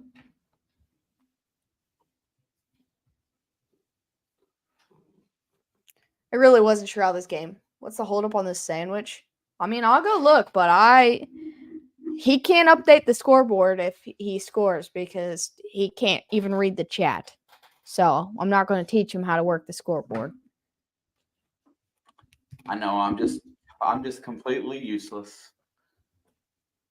All right, 3rd down and goal. Ball's at the 2.5, 2-yard line, somewhere in there. Back to throw. Looks, hits it out, and it hits off Mixon's heel. It's an incomplete pass. It'll be 4th and goal. They'll probably go for it here just to make me mad. Rousseau with the tip.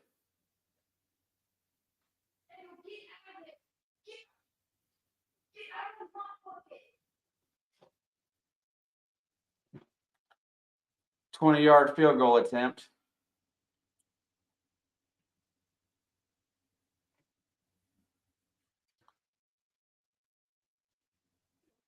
There's the snap. A hold kick is good. 24-10. What's up, Skater Boy? They've done a pretty good job on Chase tonight, I got to say.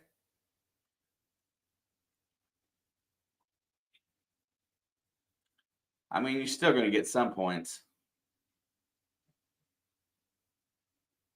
It's the aliens' time to shine.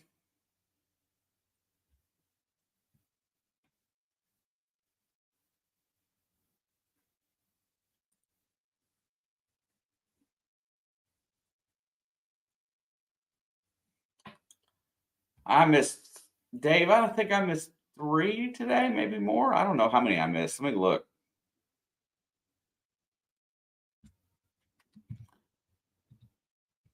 No, I missed New England, Atlanta, I think.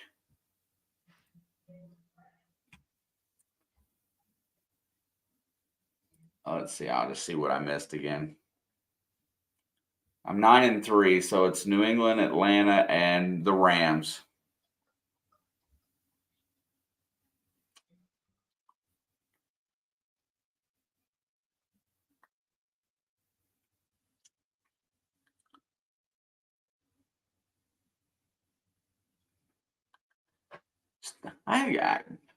This is my worst week of fantasy yet.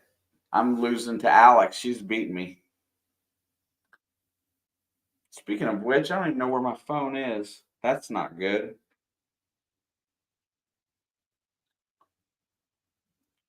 I lost my phone. No wonder I haven't heard it tonight. Oh well.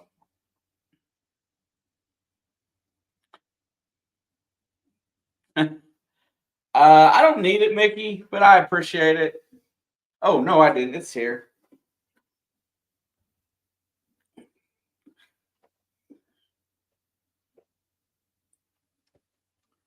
Yeah, this is gonna be my worst week.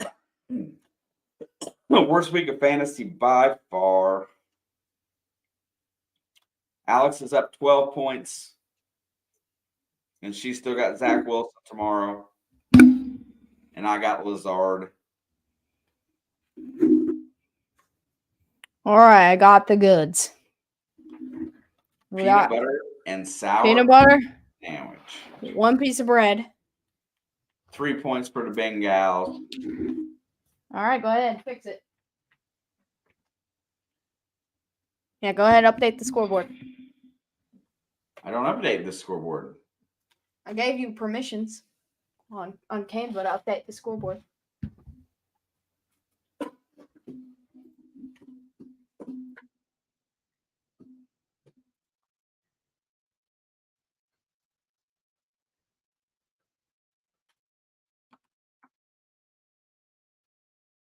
Here you go. I gave you permission again. I don't know how to update your scoreboard. You don't know how to use Canva?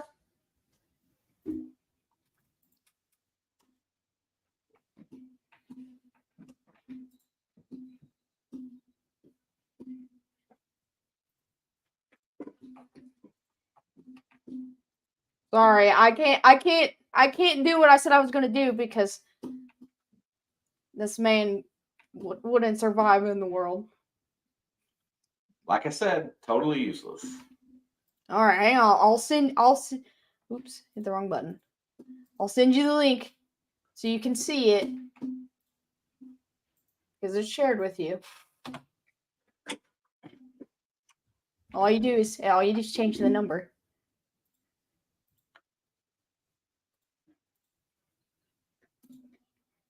Do you have a trash can to vomit in? Michigan, Purdue. No, I don't have a trash can to vomit in. He is useful. Yeah, it was sour cream. We're trying something new today. See, he's not going to call the football game because he thinks I need to when I'm trying to make a peanut butter sandwich. So we'll try this next week. I can't do two things at once. My brain is not big enough for that. I got you. He did not update it. I updated it because his brain shut off when I didn't do anything. My brain shuts off every day, so I get it. 2nd and 1. Allen looking. He's going to be flushed to the right and throws it away. I guess that was a responsible play. Gabe Davis was open.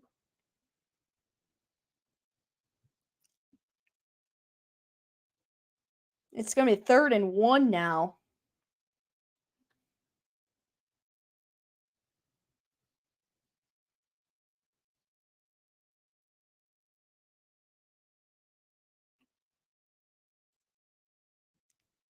All right, crowd noise is at a high right here. 3rd and 1 at the 50. And they hand it off. I believe that's Latavius Murray with his first carry of the game. And he's going to pick up the first down. I can't believe that's his first play of the game. Yeah, he started the first series and never touched the ball and hasn't been back since. All right, 1st and 10. Now they're inside Bengals territory, just inside. Allen's looking to throw pump fakes under pressure. He's going to keep it himself. He slides through, gets a first down. And that's about it. About 10 yards.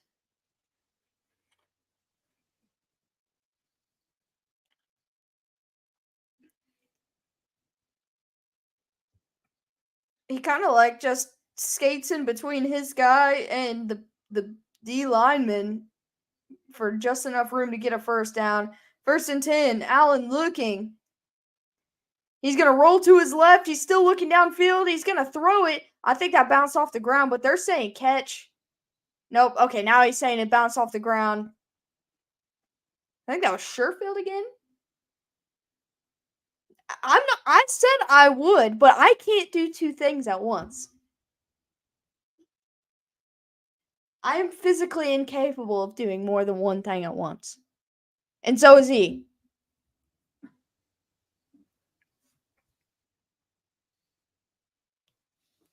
All right, 2nd down and 10. Did they just use their second timeout? Oh, they're challenging. I don't know if that's a good challenge. I can't make a sandwich, call a game, update the scoreboard all at the same time. No, I cannot do that. I'm not pulling out because I'm realizing how nasty it'll be. These are my two of my favorite things in the world. It can't be that bad. Is he really going to challenge that? It literally bounced off the ground. Yeah, I can't see it. Maybe it bounced off his glove. It's hard to say, but if you can't say for sure, that you can't overturn it, right? I mean, they can slow it down slower than What we they see are. Yeah, I don't know why they don't just slow it down. That might actually be a catch. If it bounces off his glove and not the ground, it's a catch. Yeah, it looked like it bounced off the ground though, didn't it? I just feel like they're gonna need them timeouts later. I mean, if he wins the challenge, he doesn't lose the timeout. That's true, but that's a tough one to challenge. Like if it were Cincinnati challenging, we don't think it's a catch. I feel like that's less. Yeah, but his glove was underneath of it, so they have to see where if the ball touched the ground or his glove. Because that last replay, you can see that his fingers were under it, but I don't know if they was under it enough. It's close. But I don't think they can overturn that. Unless they show it slowed down enough. I was going to say, if they have something that they can make it definitive, because I know that's what's the hard part about making that overturn. But I want to see another look at it. Like, of course, they cut the commercial break, but I want to see another look at it because they were showing it in almost full game speed. Like, they slowed it down like just a smidgen. Like, to actually slow it down and let us see it. Cowards.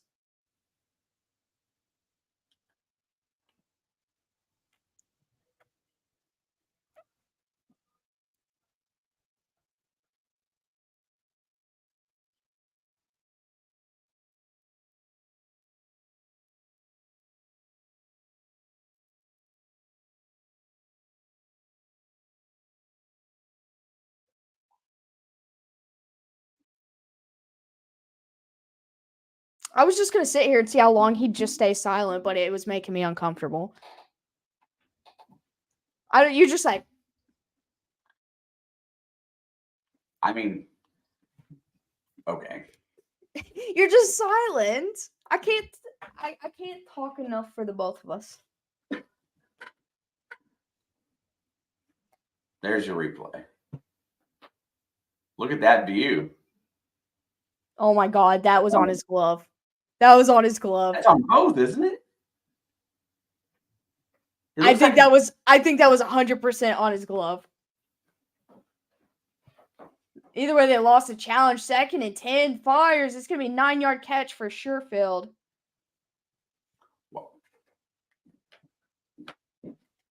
Yeah, I think that might have actually been a catch. It's a tough one to challenge. Like, I mean, because that's a hard one to. I don't know that I would challenge it because, like, it almost feels like it's going to go with whatever it's called. I think the timeout's going to be more important than the 9 yards. I think so too. Because literally the next play, they got 9 yards. And then the first down, so. And it didn't cost them but like 10 seconds.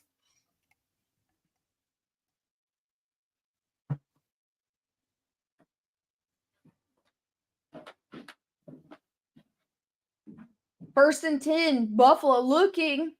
He's going to check it down to Shakir, and he's not going to be able to get out of the tackle. They're not going to have enough time to score again. They got to score quick. Well, they're just not moving very fast. with the lack of timeouts, it's going to make it tough. But we won't run the ball, so.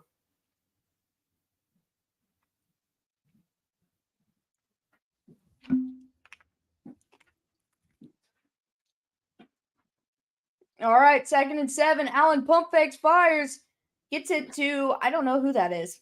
Murray. No, that is Murray. For some reason, I thought he was 18. Let me make sure this is good. Best by Christmas. Perfect. Oh, 3rd and 1.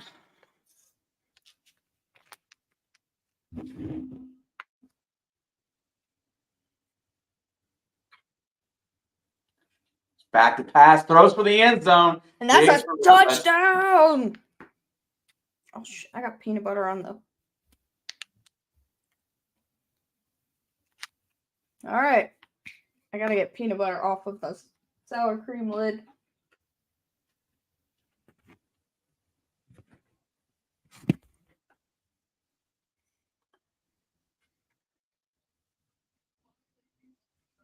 They got him with a one-on-one on the rookie.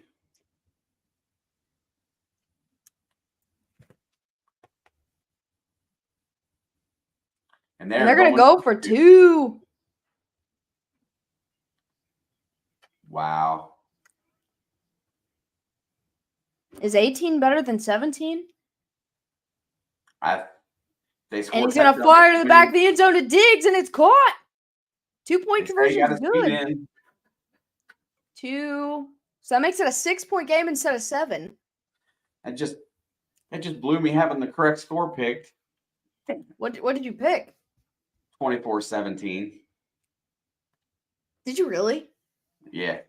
That's pretty good. Hang on, I upped it. I can't believe they went for 2. They're trying to win with an extra point. They want to score another touchdown and win the dang game. I'm gonna puke in the trash can, bro. I'm not scared of nothing. That was a good grab.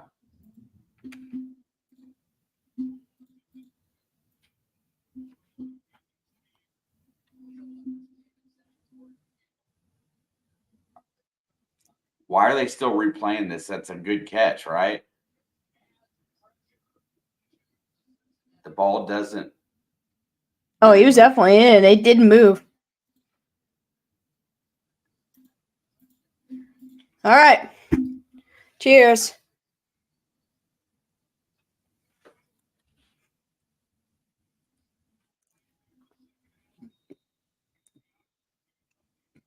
I'm with you, Mickey. It just doesn't seem right, but we'll see how. She's hungry. She's probably going to like it. I might have put too much peanut butter. Yeah.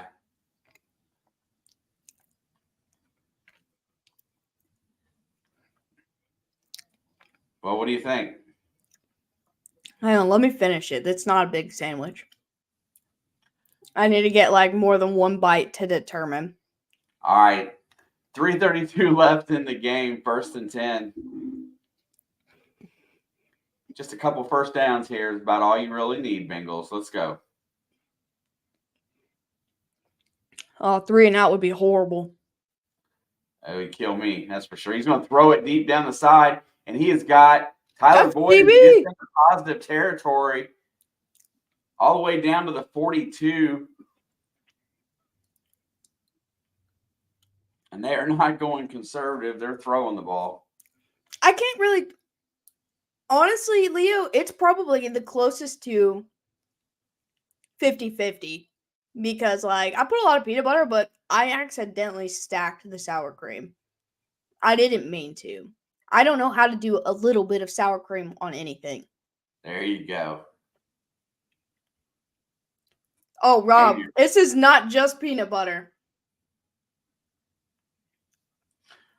1st and 10, ball's at the 43. They're going to hand it off to Mixon. Mixon's going to push through the hole. He's going to get about 2. And Buffalo is going to use their last timeout.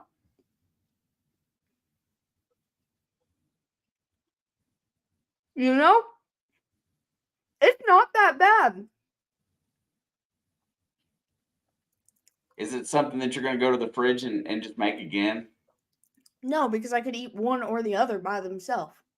Well, that's what I'm getting at. Is it This is a lot of work. I'll probably just skip the bread and just take the jar of peanut butter to my room.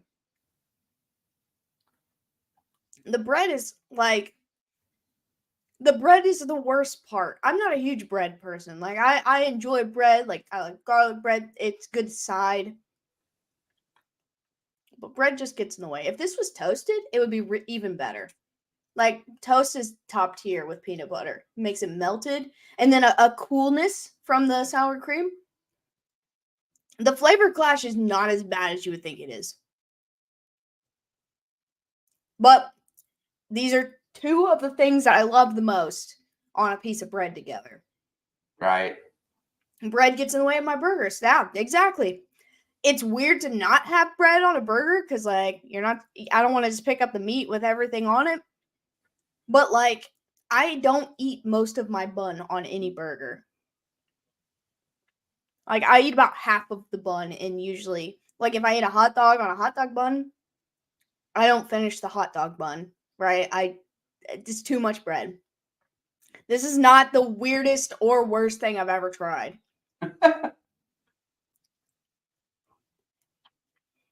Listen, it's not that bad. You guys are being wusses. 2nd down and 8. Yeah, and the bun's too filling. That's another thing. Jason's going to get through the hole. He's going to make it 3rd and manageable. All right, well, that's going to take us to the 2-minute warning.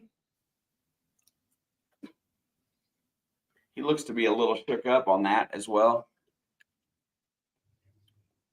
Yeah, poor Kincaid just sitting by himself.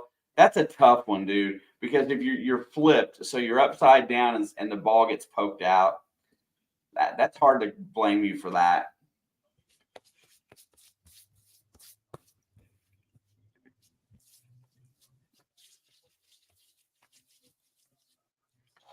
Do the Bills send pressure here on 3rd and 3? Oh yeah. Yeah, but you don't want to get burnt. You're just about in field goal range. Oh my God, we get the Jets 2 weeks in a row. Let's go. Zach Wilson season. Now next time add pickles. You guys are just trying to spoil me with good ideas now. Ugh. That just doesn't sound right. I love pickles. I've heard people do the pickles and peanut butter thing. I've put peanut butter on a lot of things. I've put sour cream on a lot of things. I've never put them together before. That's the first time somehow in 27 years that I've never done that. That was fun. That was a fun little skirmish that we all just went on together. Or me. Play the game right here. They might pull back. There's a snap. Hands it off to Mixon. He's got the edge. He runs. He's going to get the first down. That should be enough. He goes out of bounds like a dum-dum, but I'll take it. 4 more downs. Alex has a bun in the oven. No. Sweet dill or bread and butter. I like the zesty ones. Have you ever had a zesty pickle? Yeah. Dude, those are my favorite. I think they're dill, right? Some form. They got a little it's like they got a little bit of cayenne in them. They're dill pickles though.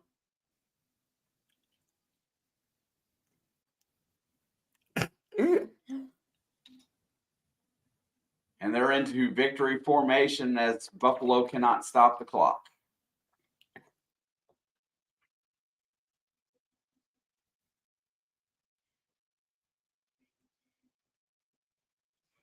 Why does DeMar look like that? Is it cold? It's like 50 degrees.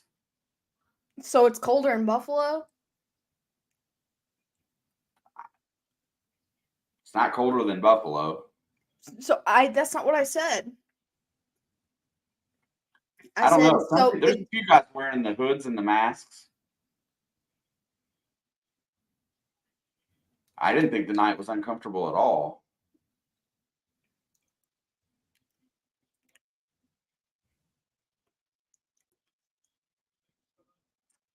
I don't know, Dave. Like, I just buy them.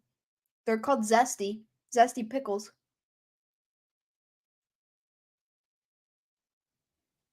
Does he have like a like? I thought it was just like an injury. Is it like an actual like condition?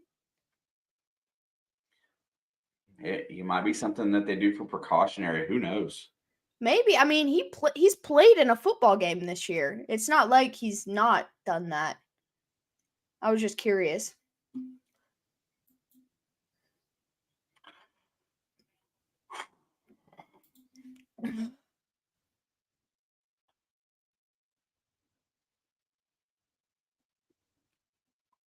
Now Buffalo's 5-4 and Cincinnati's 5-3. Yeah, the way the season started, I didn't. Speculating. Oh yeah, I'm not sure either. Way the season started, I didn't know that we would be back above them at all in the standings.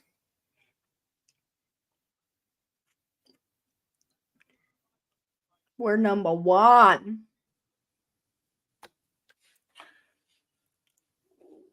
That affects his immune system. That could be it. I really don't know all that much about like his current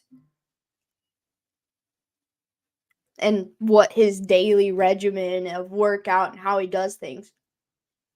Watch Cincinnati go 14-3. I mean, it is doable, but they do have to play Cleveland again. So, doesn't seem that doable. 2 Pittsburghs, a Baltimore, Cleveland, Jacksonville, Kansas City. I don't think that's possible. Could be from Florida, maybe.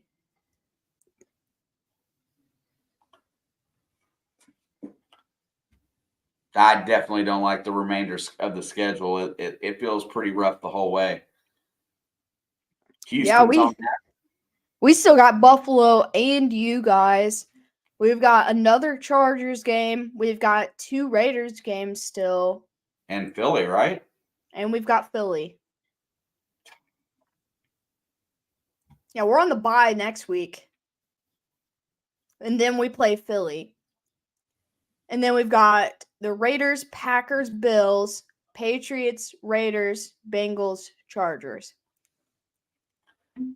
I don't like that our last game of the year is the Chargers.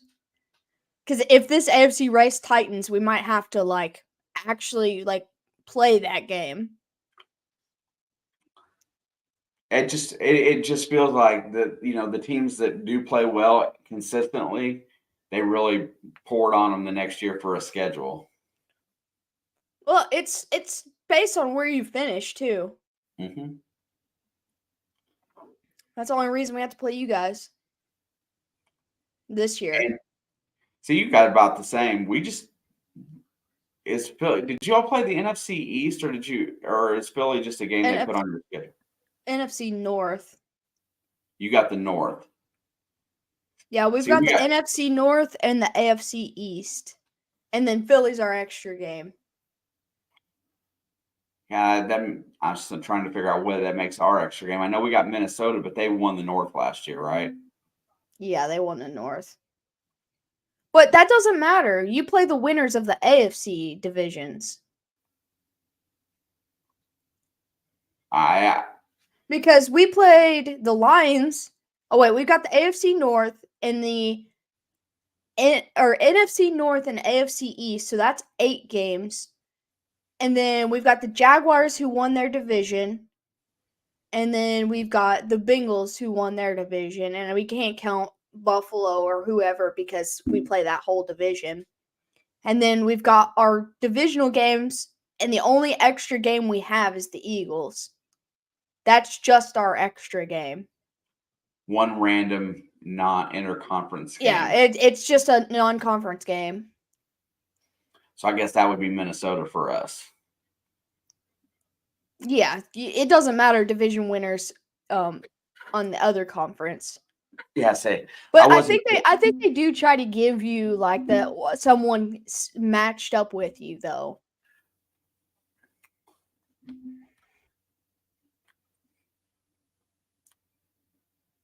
Yeah, I don't need. Minnesota seems to be on the uptick. I don't.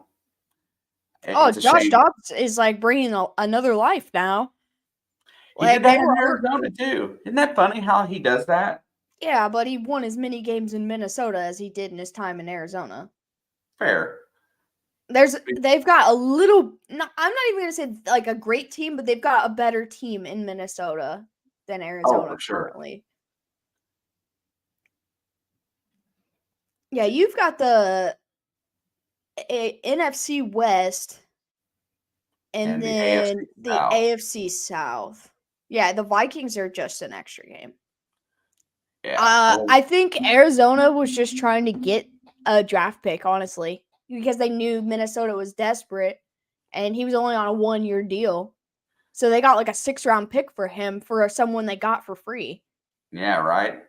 So I think like they just wanted to add draft capital, and Minnesota needed it. Thanks, mostly. How many 27 players is do you pretty think awesome, though. stayed in Germany? I hope none of them, honestly. I hope they come back. Packers have the Steelers next week. That must be your random game. Yeah. Because our random game is in the NFC East. Theirs is in the North. Yours is in the North, but ours is in the East. So I think it's just random. I think it based on where you finish in your division. Lions played the Ravens last week. So Cleveland got the Bears. Let me check. I got their schedule right here. If Cleveland has the Bears, then that makes sense. Yeah, they had the Bears. So yeah. Yeah. So they try to match up where Do the you finish. Raiders play the Cowboys? Let's see. Chiefs. Raiders. Schedule.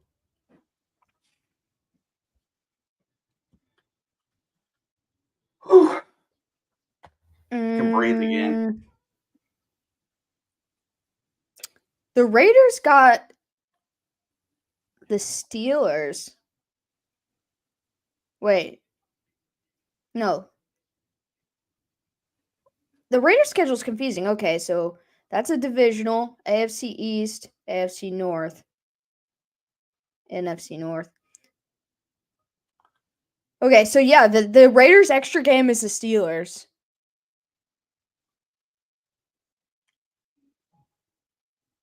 Or did the Steelers match up to where they finished in the division last year? Oh, that's what that game is. Okay, yeah, I was confused.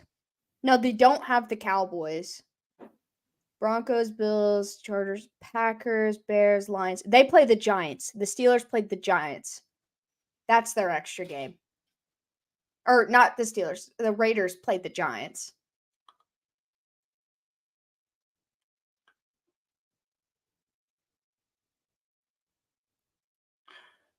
Yeah.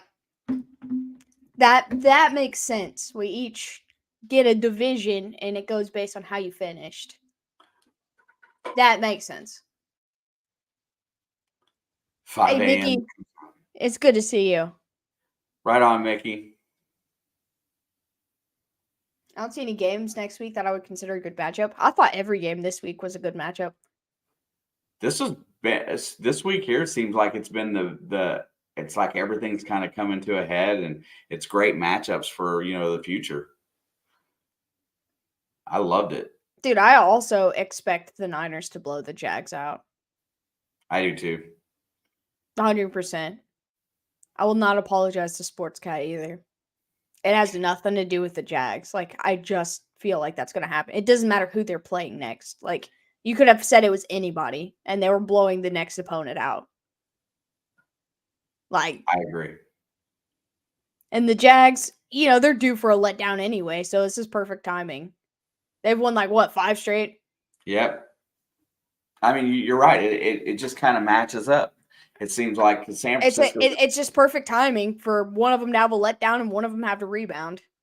San Fran's going to come in playing for blood.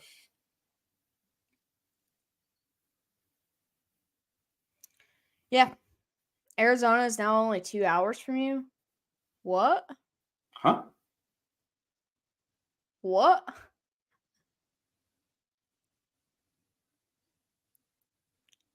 Oh, because of the time change?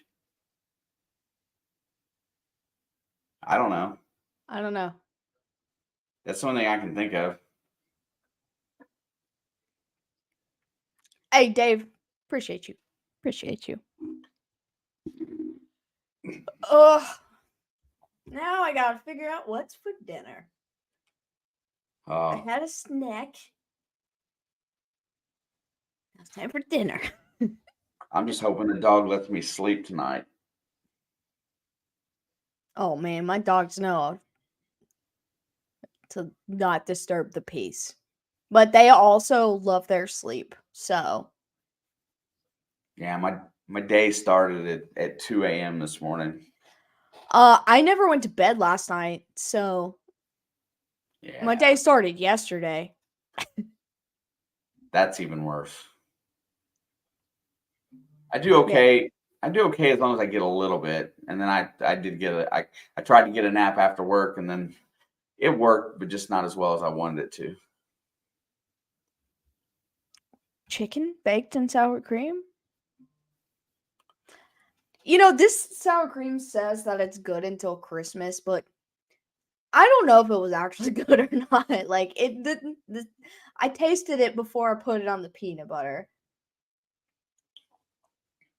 but like either it's me, like maybe I'm sick, or the taste buds are just like my taste buds are off, or something's wrong with them. No, I needed a nap earlier. I was gonna plummet if I didn't take a nap earlier. Cause what time did I wake up yesterday? Like 1 p.m. and I took a nap, like a couple hour nap. Actually wasn't that long. It was like a 2 hour nap and then so 1 p.m. until I got home at like 6:15 today. Then I took a 2 hour nap and then I've been going since then. Or well, 6:15 to 6:30 to about 8 o'clock.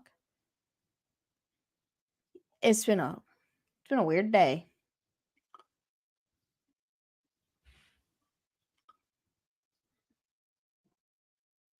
Dude, the expiration date is Christmas. Like, it's not supposed to be expired. Hang on, I'll show you. There's peanut butter Thanks, on it. Bizzle. I don't know if I can get it to focus, but it literally says Christmas. It literally says Christmas. Can you not see it? Oh, I'm not looking at that screen. Hang on. Oh, yeah, December 25th, 23. Yeah, so it's not near its expiration date. It might be me. I haven't been feeling well. My taste buds might just be a little silly. Usually when sour cream starts to taste like it's going bad when you've had it too long, it has that little like a metally taste. I couldn't tell. I mixed it with peanut butter. But like I tasted before. I think it might just be my taste buds. So I might enjoy it or dislike it more a different time. I don't know which. It wasn't bad though. Like it really wasn't. People would put cream cheese on peanut butter, so it doesn't You feel know, that much different. privately, I'm going to take peanut butter and put a little dab of sour cream on a piece of bread and eat it now, right? I mean, I've had a lot worse things. I've tried a lot of terrible things comparatively. I'm not. When it comes to food, I'm not scared to at least try. If it's bad, like it's straight up bad, but like, you know, yeah. He said, "Why privately?" I just sat here and there was like 20 people in here, and I ate peanut butter and sour cream sandwich in front of 20 people. I mean, I guess it doesn't really matter if I do it in front of people or not. I mean, you've done the one chip challenge on YouTube multiple times. If you can do that, then you can eat a piece of bread with sour cream and peanut butter on it. Yeah, You were crying in one of them. I cried. Not by force, but like the tear ducts. I cried every time. And the Quaker Steak and Lube, the wings challenge that they got made me. I remember that too. I haven't done that yet. That one hurt. I need to. I watched Ethan do it, and then he didn't finish it. He chugged that tall boy of water, and I was like, that boy's gonna throw up. Yeah. There's no way he's finishing it. That's so when I edited that video, when I put his screen on the next with mine, he went and puked in the middle of that one. Yeah, as soon as I saw him chugging that water. Hang on, I'll send it to you, Leo. I'll send it to the chat right now. Oh, it was bad. The boy handles the chip better than me, for sure. He did not handle the wing challenge though better. No. Because he didn't have nobody there to keep him from taking big drinks of water. And yeah, he chugged so much water, and I knew immediately he was going to be sick. Because usually when he sits next to me and we do something, we do it together, and then we do it the same way. And not drinking a bunch of water was the best thing to do on them wings. You guys can watch this, and you'll see how much me and my brother look like. There's the one chip, the second one chip. I'm trying to find the wing one. Did you take it down, or is it still on? It's on there. Oh, I found it. All right. Okay. Here is the wing challenge video between him. I still need to try that, but I'll pull up the original one chip. I just got to go a little further back.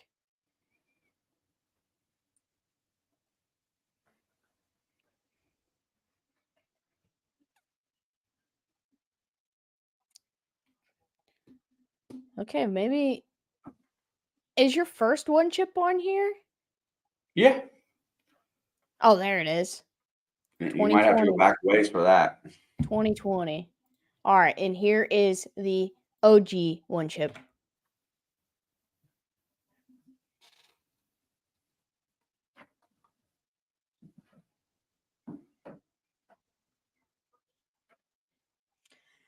Yeah, we gotta do another one, or we gotta do one eventually. When we hit 2,500 subscribers, we'll do another one chip. I just did that thing this year, and it was horrible. Yeah, but I don't have a video of that. I didn't do a video of it. Yeah, we can do a live stream. Oh. Okay. Once we hit 2,500. So the cards are in your hands, not ours. Or we could do something similar to it. I would like to try something different. I'm kind of burnt on the one chips. I've still never done it. And we will never see them again, too. Oh, yeah? They're probably going away because idiotic teenagers. Well, but I think they found out that he didn't die because of the chip, but they still pulled him. Idiotic teenagers. Yeah, Leo, that's just mostly it's like treasure hunting stuff, but every now and then he'll post some shenanigans. The death nut. There's a video of Sam doing it on here. He threw up. That chip tastes so bad, Leo. It tastes like cardboard covered in pepper, and it's just dry and stale. I'm telling you, I could eat anything if it was topped with sour cream. I feel like that would take so much of the heat out of it too.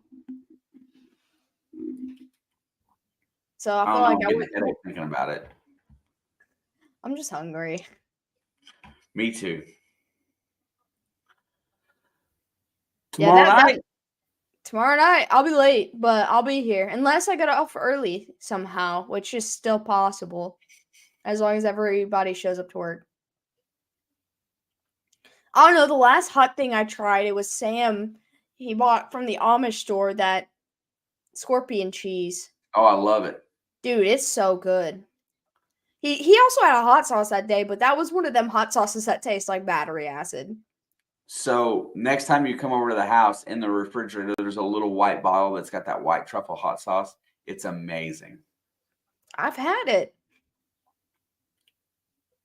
We got it at Buc-ee's. I don't know if it's the same brand. A lot of people make a white truffle hot sauce. But it's the white container. That's the Yeah, it's white like truffle. ceramic. Yeah, that's the truffle. That's the truffle. Oh, okay. Yeah, look this way. Wait. I got it down at Buc-ee's. Buc-ee's.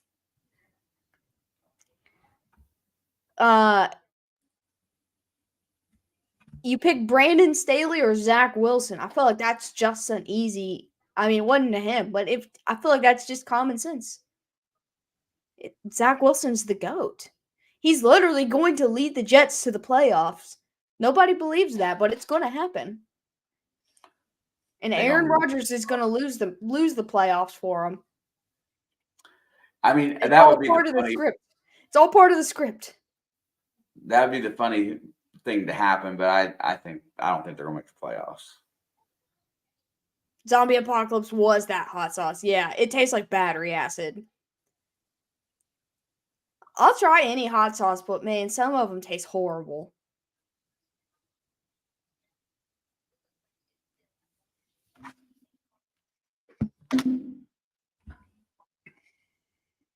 Well, you know what, chat? Thanks for getting me to do something weird today. I always need to try something new every now and then. It's good for my health.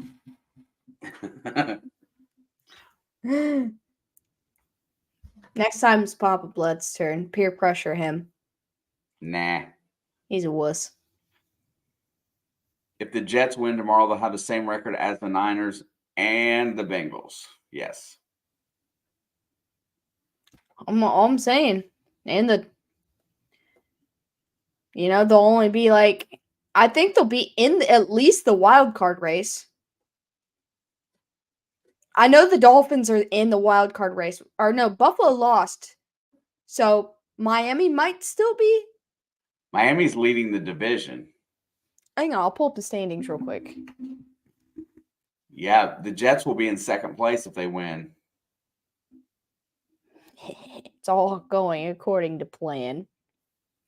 Dude, I hate New York teams so much, but this, I'm going all in with. All right. Yeah, so it's Chiefs and Ravens, Jaguars and Dolphins. And the Steelers are the 5 seed at 5-3. The Browns are, dude, the entire AFC North would be in the playoffs if it started today. Yeah, the Steelers were the 5, the Browns are the 6, and the Bengals are the 7. If the playoffs started today, the entire AFC North would be in the playoffs. With the Jets being number 8 and the Bills being 9. That is crazy.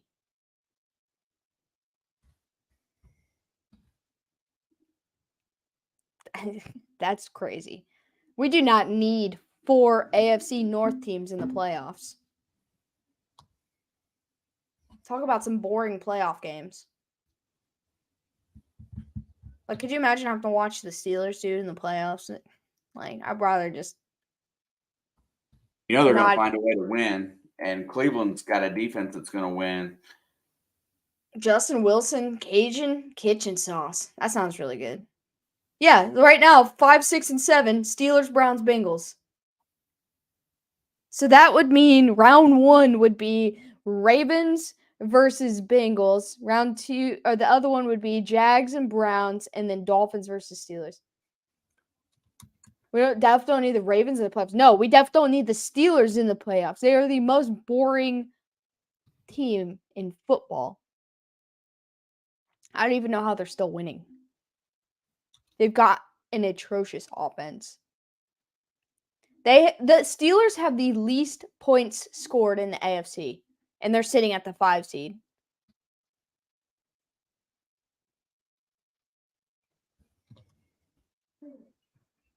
No, I'd rather have Baltimore. At least they can score 30 points a game and have a solid defense so it's balanced. The Steelers, you get one side or the other. And it's just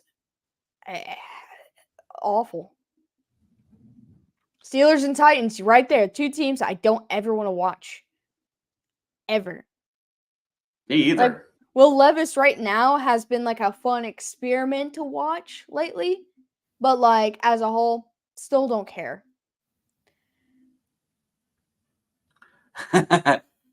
Mostly, I think that hate that she's got from Pittsburgh, a lot of it does come from me, but she just doesn't like the brand of football. But like they are literally the worst team to watch. Even if they're the number 1 seed, they're still the worst, the most boring. It's awful. It's not enjoyable football. Steelers played Tennessee on Thursday, like this past week. So we don't have to worry about that anymore. Because they're not both going to make the playoffs. We don't have to see it again. Yeah, that's impossible this year. Like, even the Browns right now are more exciting to watch than the Steelers.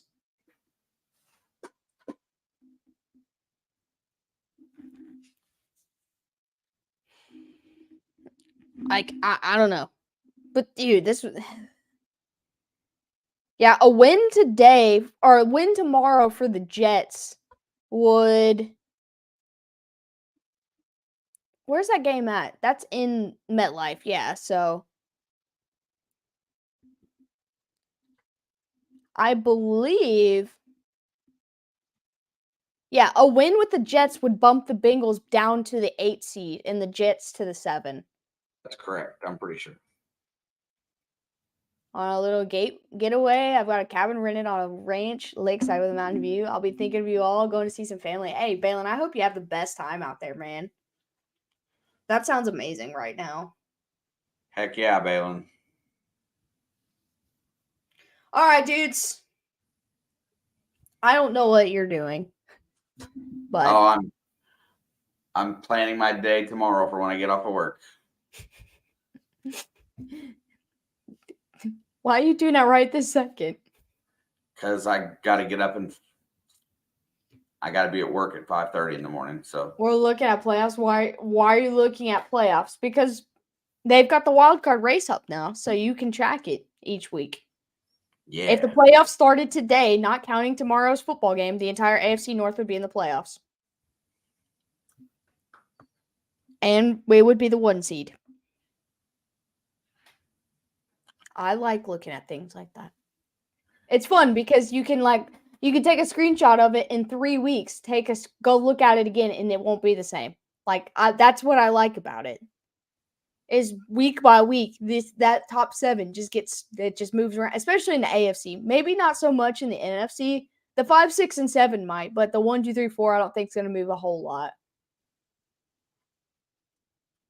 But I just like looking at it because people are going to be like, in week 15, they're going to be like, well, in week 5, like so and so is up here. Now they're the second from last. It's fun. I don't know. Anyway, we're going to get off here. Appreciate you.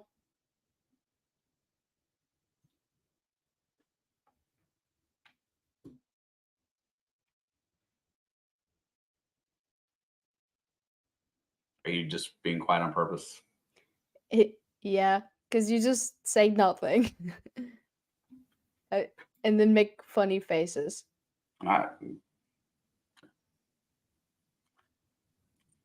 Okay. Yeah, I appreciate you, and you're like, and I'm like, I don't know what you're doing, so I just watch you. I'll watch you. You're like a interesting little gremlin. I'm over today. I'm sleepy. I need to roll. Well, I'm letting you say what you gotta say so we can get out of here. Good game tonight. Who day? See you guys for Monday Night Football. Zach Wilson's the GOAT. Also, who dat? Love you guys. See you tomorrow. Peace.